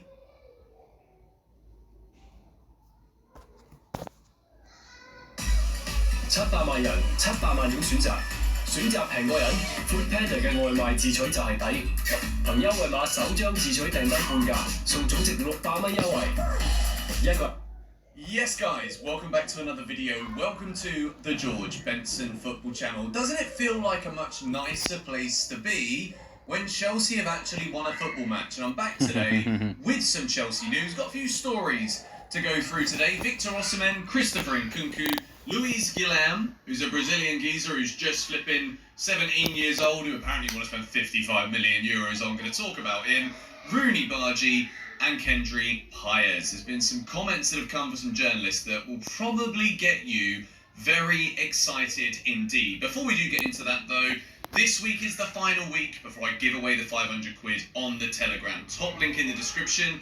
I'll be announcing the winner on Monday on the Telegram. The markets, so man, what are you doing with this? And we begin this Chelsea news video with Chelsea have initiated contact with Napoli ahead of a possible move for Victor Osimhen, with Maurizio Pochettino pushing for a new striker as early as January. I do see some issues with this one. As much as you guys know, if you watch the channel over the course of the summer, I really wanted Chelsea to sign Victor Osimhen. I think he is a top-level striker. He also fits the age profile that Chelsea are looking to buy players that aren't over the age of 24. As far as I'm aware, I think the geezer is 24 years old. Maybe he's recently turned 25. I think he's 24. And he is an elite level marksman. The issue with this is that are Napoli going to want to sell him in January?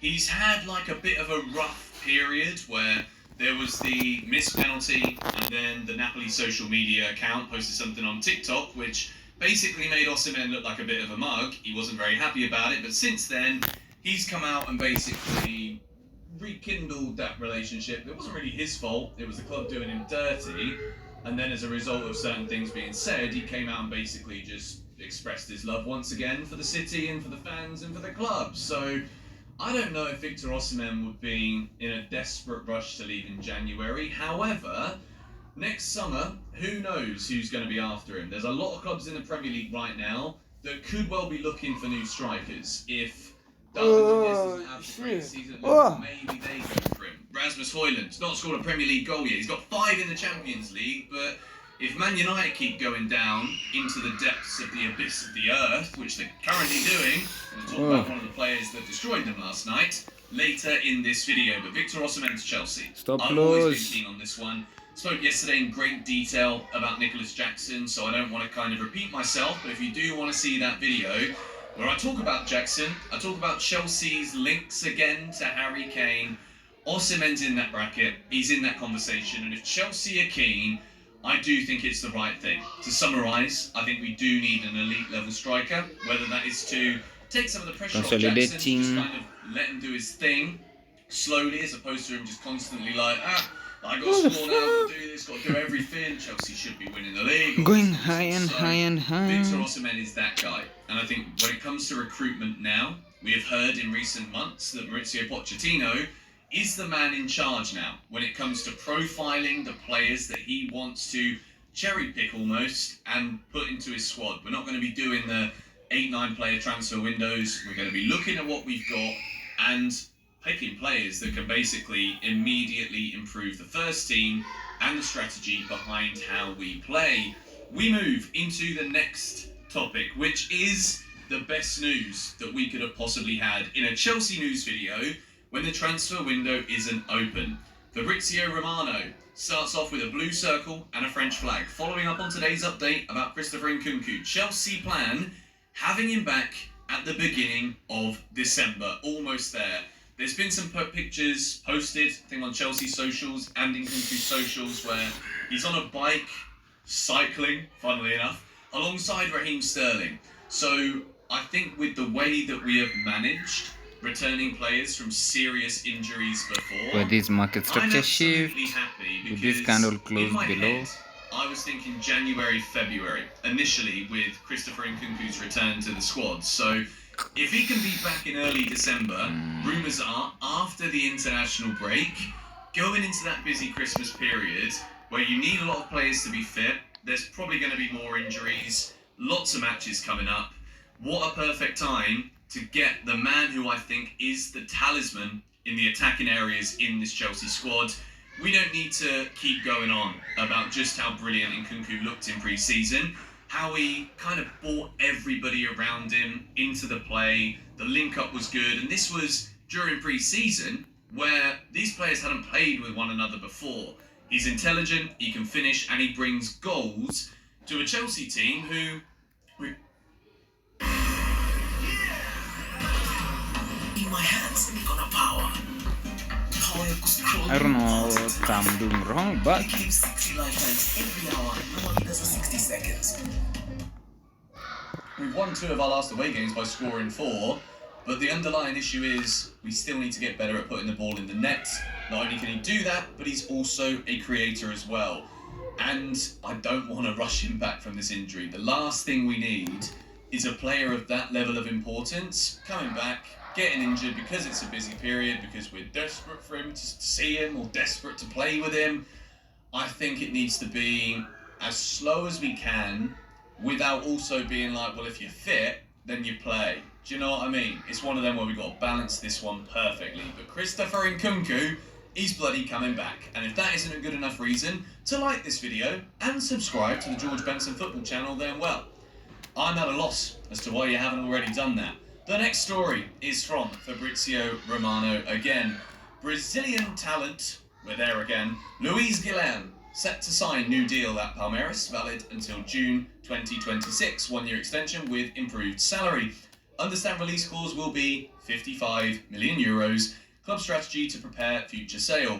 Luis turns 18 in February, scouted by European top clubs, and of course Chelsea are one of those clubs. So, the interesting thing here is when we talk about Pochettino being in charge of transfers, cherry-picking players that can come in and immediately improve the first-team squad, because we've done a lot of work securing the signatures of these young Brazilians, young Ecuadorians. We've done a lot of that. We've spent a lot of money already doing that. So when I hear about a player that's not even going to be 18 until February, 55 million euro release clause, yes, it's ironic when we're about to talk in a moment about Kendry Pires, who is once again a teenager, that Chelsea have to wait until next year, I think the year after next, maybe 2025, I think it is, so we can get him, Kendry Pires.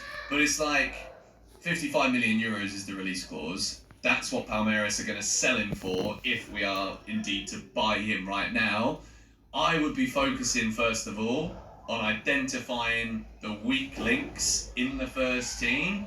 And unless this kid can come in and immediately make a position better for Chelsea for right now, then I wouldn't be looking at this one. 55 mil is a lot of money. Kendry Pires was significantly cheaper than that, and apparently he's the next big thing. I'm excited to talk about him at the end of this video, but let's keep an eye on this story. He's going to sign a new deal. He's 17. We love a Brazilian wonder kid, don't we? We move into the next story of this video. Rooney Bargy. Now, if you're a Football Manager fan, not only should you check out episode 1 of the All for Nothing documentary series here on GBFC, but you'll also know about this guy because in FM23, Rooney Bargy of Copenhagen was one of those players where you could get him pretty cheap, he's got a brilliant ceiling, and you could nurture him into something special. But lo and behold, it's not just Football Manager now where people are talking about Rooney Bargy, because last night, if you remembered that the Champions League was on, I tend to forget sometimes because Chelsea ain't in it. So I'm like, well, I'm not going to stay up at 4 in the morning or wake up for it when doing loads of other things with my time. I watched the highlights. Copenhagen 4, Manchester United 3, and guess who scored the winner? If you didn't already know, it was Rooney Bargy. Reports say Chelsea are crazy about Rooney Bargy. I mean, we should be running out for this guy. This is from Vince Blue Footy. Close control, pressing, striking, good decisions, aggression. Imagine not looking raw against Man United. The hype is real. And from what I've seen of this kid, he really is something special. I think when it comes to Chelsea signing young players, when you look at Cole Palmer, who is still a young player, it's footballing intelligence that impresses me the most. So when it comes to the way that Chelsea should be strategizing buying youthful players right now, when it comes to that market that we're looking at, which is the late teens, early 20s players to build this miraculously brilliant squad for the future, when you look at the ability that Bargy has, it's footballing intelligence that impresses me the most. There's a lot of innate raw ability there, but at the same time, to be playing at the age that he is, he's 17 years old, and to be putting in a performance in a winning goal like that against Man United, I saw some awful commentary saying that he didn't mean to do what he did. Hits it into the ground and it goes in. I think it's a brilliant goal. I think to score that against one of the biggest clubs in the world, if not upper echelon Man United, he scored 7 goals in 14 matches this season. He's incredibly direct, but yet still very balanced. I think if Chelsea are keen on this bloke, I know I've just said, like, 17-year-old Brazilian, maybe I'm just over it, all right? But this guy's playing in the Champions League. He's playing in Europe against Manchester United, so it seems a bit more foolproof to me, in my personal opinion. Let me know your thoughts on this in the comments down below. There's a lot of Football Manager references here. But I want to finish here with this video today by talking about Kendry Páez, the Ecuadorian. We've seen him play for the national team already, partnered with Caicedo. I think maybe Caicedo assisted him for his first senior goal. This kid, according to journalist Suleiman Öztürk, I went to see who Chelsea actually signed. You have Bellingham, you have Zaire Emery, but that Páez, ellipsis, he is next level. I rarely have that. I once had it with Mbappe during his Monaco days. Now, I'm not going to lie, no offence to you, big Suleiman, I don't know who you are. I'm not aware of your work. However, I am aware that a topic this week on GBFC is hype. Getting excited for the mighty Chelsea being back after beating Tottenham. And I'm not going to lie to you, when I watch Kendry Páez play, and yes, I'm talking about highlight reels because I don't watch the flipping Ecuadorian league or wherever he's playing right now. I'm sorry, I don't have the flipping time for it. But this kid really is special. He has got so much ability, whether it's short passing, long passing, shooting, dribbling, knowing when to play that final ball into the right areas. Chelsea, when we're talking about trying to sign all these other youngsters that we've mentioned here in this video today, when we're profiling with Pochettino to look at what we need for the future, just remember this kid is coming. And if Chelsea even try and do an Andre Santos-esque move, which is send him to flipping Forest, who bought a team of midfielders, a whole forest full of trees in the middle, if we do that with this kid, then we're making a mistake. Chelsea need to be looking at when Kendry Páez is available to join us, which I do believe is 2025, I think, then he's got to come straight in. If he keeps going on the current trajectory of what we're seeing right now, this kid can do it all. And Big Suleiman here is comparing him to Mbappe. When he watches him play, when you see Mbappe at Monaco, you can see that there's not only ability, but it's like generational ability. And I don't want to overhype the kid, but I'm going to do it anyway, all right? Let me know if you agree with me and if you're excited for Kendry Páez to be joining Chelsea. And that is it for today's Chelsea news video. A little bit of admin from me at the end here. If you haven't seen the All for Nothing FM documentary, Football Manager, the link is also in the description. follow the Telegram. I'm really proud of the way that this FM series has come out, and I think if you guys You know, it's funny how market works because, you know, when a lot of people buy at a particular level and they think the level will work and the stock will go up, right? And then they think they're a genius. But he says, you know, you're only a genius because you made yourself a genius in the first place, because it's your ability to buy at this level that drove the price up in the first place. And he says, you take every course out there, particularly the top ones that are out there in the industry, and you break them down and realize that every single person is acting on this particular information because they're trained to act and perform a certain way. I do find peace in actually going to cemeteries, actually. Wait, what? Yes. I wasn't expecting that. Yeah, cemeteries. So I do like going to cemeteries. Okay. Because the thing is that when you go to cemeteries, you really find what life really means, actually. You don't see on someone's tombstone that he owned a car, you know, he made this much money. I see. You don't see that. You see loving wife, best daughter, loving husband, you see on the grave. So the greatest impact you can leave on the world is the impact you leave on everybody else, because that's what they'll remember. Right? The strategy is as simple as learn the cooking recipe. Do this, do that, when this happens, do this, something like that, right? But until you can master your own self, you'll never master trading. As many of you already know, I was a losing trader for over 2 years. And one of the most important catalysts for me as a trader to eventually turn my trading around was meeting my mentor, Oren. It was through his very simple, yet very systematic breakdown of trader psychology, risk management, and strategy building that I finally found my edge in trading over time. I've talked about him several times on this channel before, but today it is my honor to have Oren finally here in person on the Humble Traders podcast today. This has been a very highly anticipated episode.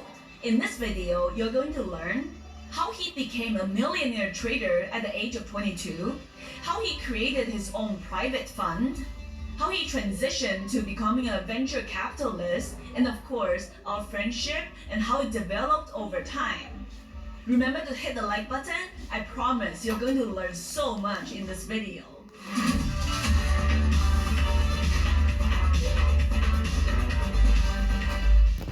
Welcome, Oren, to the Humble Traders podcast. Finally. Oh my god, I've talked about you so many times on my channel because you're my mentor. You're the reason I eventually became successful, and you helped me out so much when I was struggling with day trading.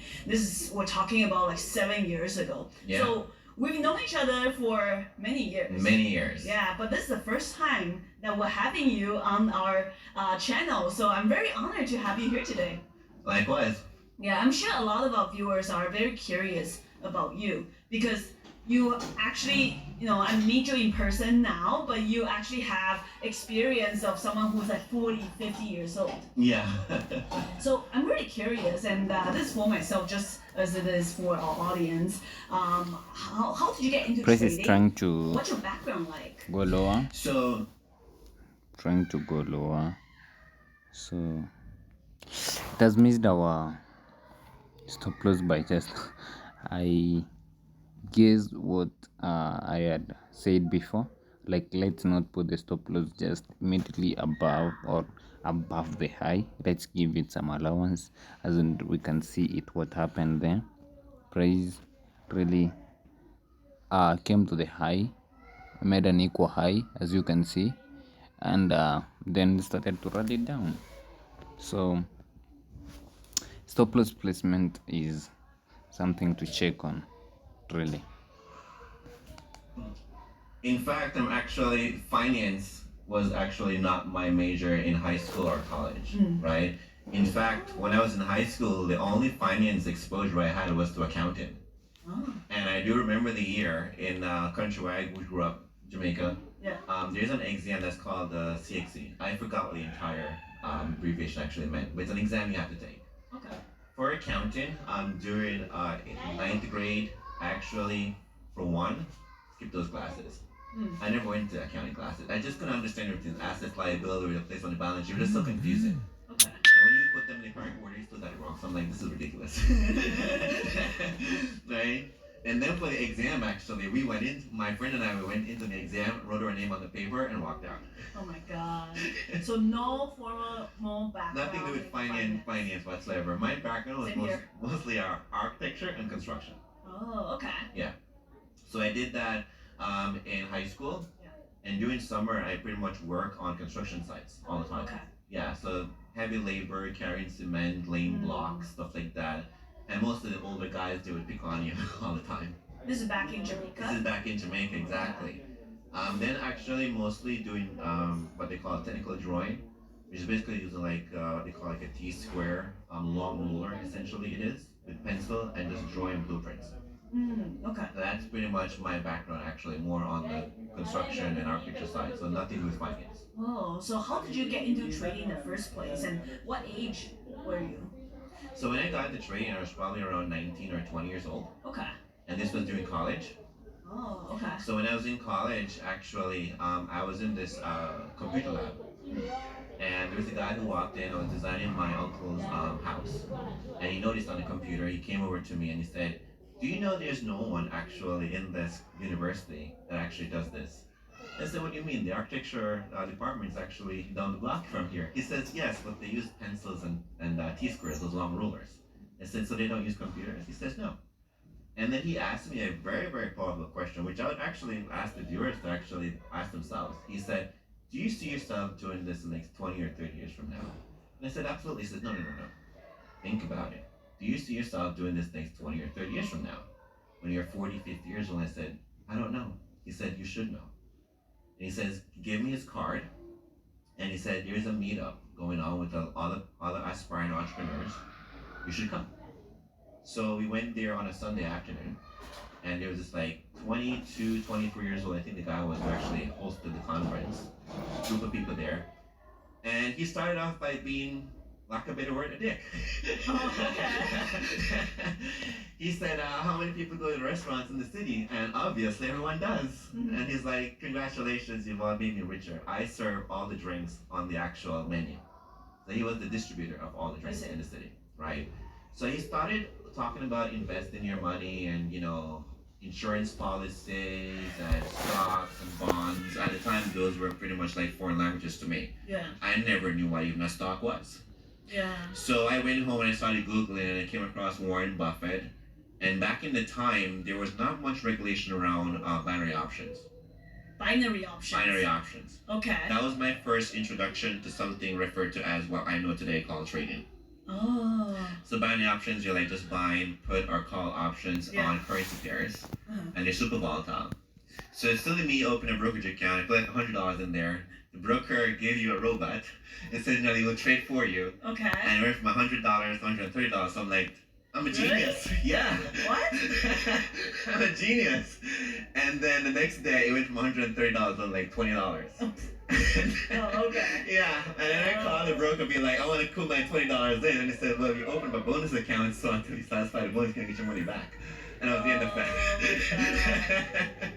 Oh. Yeah, Okay. so that was my entry into trading, actually. Binary options. Binary options. Oh wow. Okay. I didn't even know that. I thought it was forex. Forex, because we were doing binary options on Forex Fair, Yeah. it kind of fueled me to learn about Forex. Oh, so you did eventually Eventually trade the did currencies. Forex. So I was like Ah. doing like computer labs late at night, skipping classes, going and trying to learn this thing. Oh. So I put like, I did paper trading at first. Yeah. So you put like money on the night before, because the guy will usually secure the circle and be like, "You have to close, you have to leave now." Yeah. Right? So you put them on in the afternoon, you go to bed, then before your class in the morning, you go and you check in the computer lab and see if they're actually doing well. Oh. My Okay. computer was broken. It was in the shops.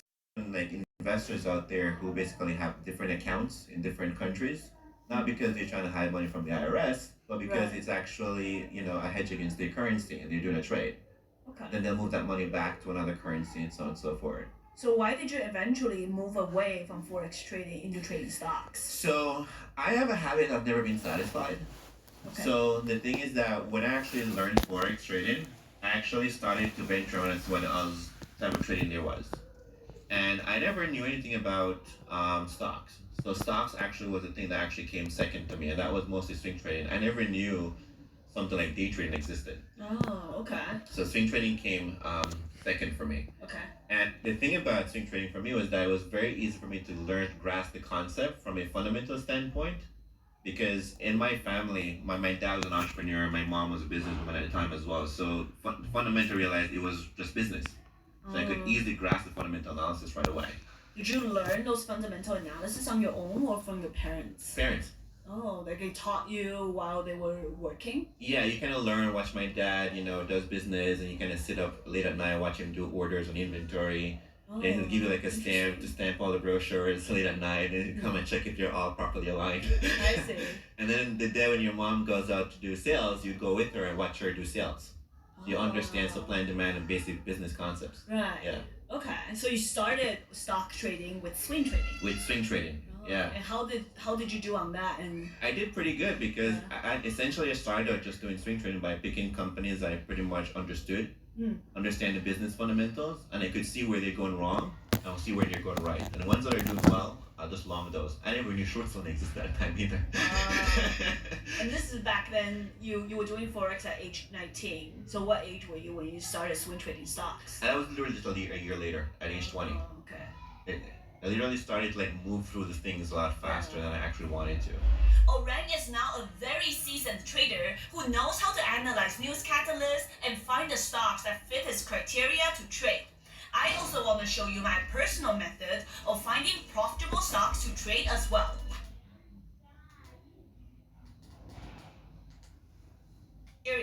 So on screen over here, you're looking at my stocks that fit his criteria to trade. I also want to show you my personal method of finding profitable stocks to trade as well, using Benzinga Pro. So before the market opens, I always check Benzinga Pro and scan for pre-market movers that fit my personal trading criteria. So on screen over here, you're looking at my Benzinga scanner. To filter out the small cap stock I'm looking for, I go to Filter tab, Price and Volume, $1 to $20. That's the kind of stocks I'm looking for. Because you guys know I don't mess with penny stocks. And since I want to look for stocks that gapped up from prior day's close, I want to make sure I'm selecting change percentage to up over here. Volume is also a very important criteria for scanning for these stocks to trade. So I want to make sure I'm selecting volume of stocks over 500K. And last but not least is the market cap criteria. I'll go to fundamental over here and select stocks ranging from 0 to $1 billion market cap. And when all of that is said and done, you go back to your scanner and select the gap percentage sort by the highest gapper, and voila, you have your pre-market gap scanner. You just need to set up this scanner one time and you're good to go every single morning with selecting the highest volume and the best gappers to trade. Now, here's my favorite feature on Benzinga Pro. Once I spot a gapper stock on the scanner, I can click on the ticker and immediately know what's up. And I can see the news over here of the positive or the negative catalyst of the stock on the day. And besides just seeing the news, you can also go to the overview and see a lot of key data, quotes, and even the price of the stock. This really quick research will help me decide whether I should use long or short strategies to trade the stock. So what you just saw on the screen is an example of my day trading workspace. But you can select from even more powerful workspaces on Benzinga that'll fit your trading style. What is this day trading thing? Yeah. And I saw an ad with some on Benzinga Pro using my link down below. Thank you, Benzinga, for this exclusive offer for all Humble Trader viewers and for sponsoring this portion of the video. What about day trading stocks? Day trading was an accident. Oh, okay. Actually, for me. I was just on YouTube trying to learn more about swing trading, and then I saw an ad with some guy, and tell us about the ad.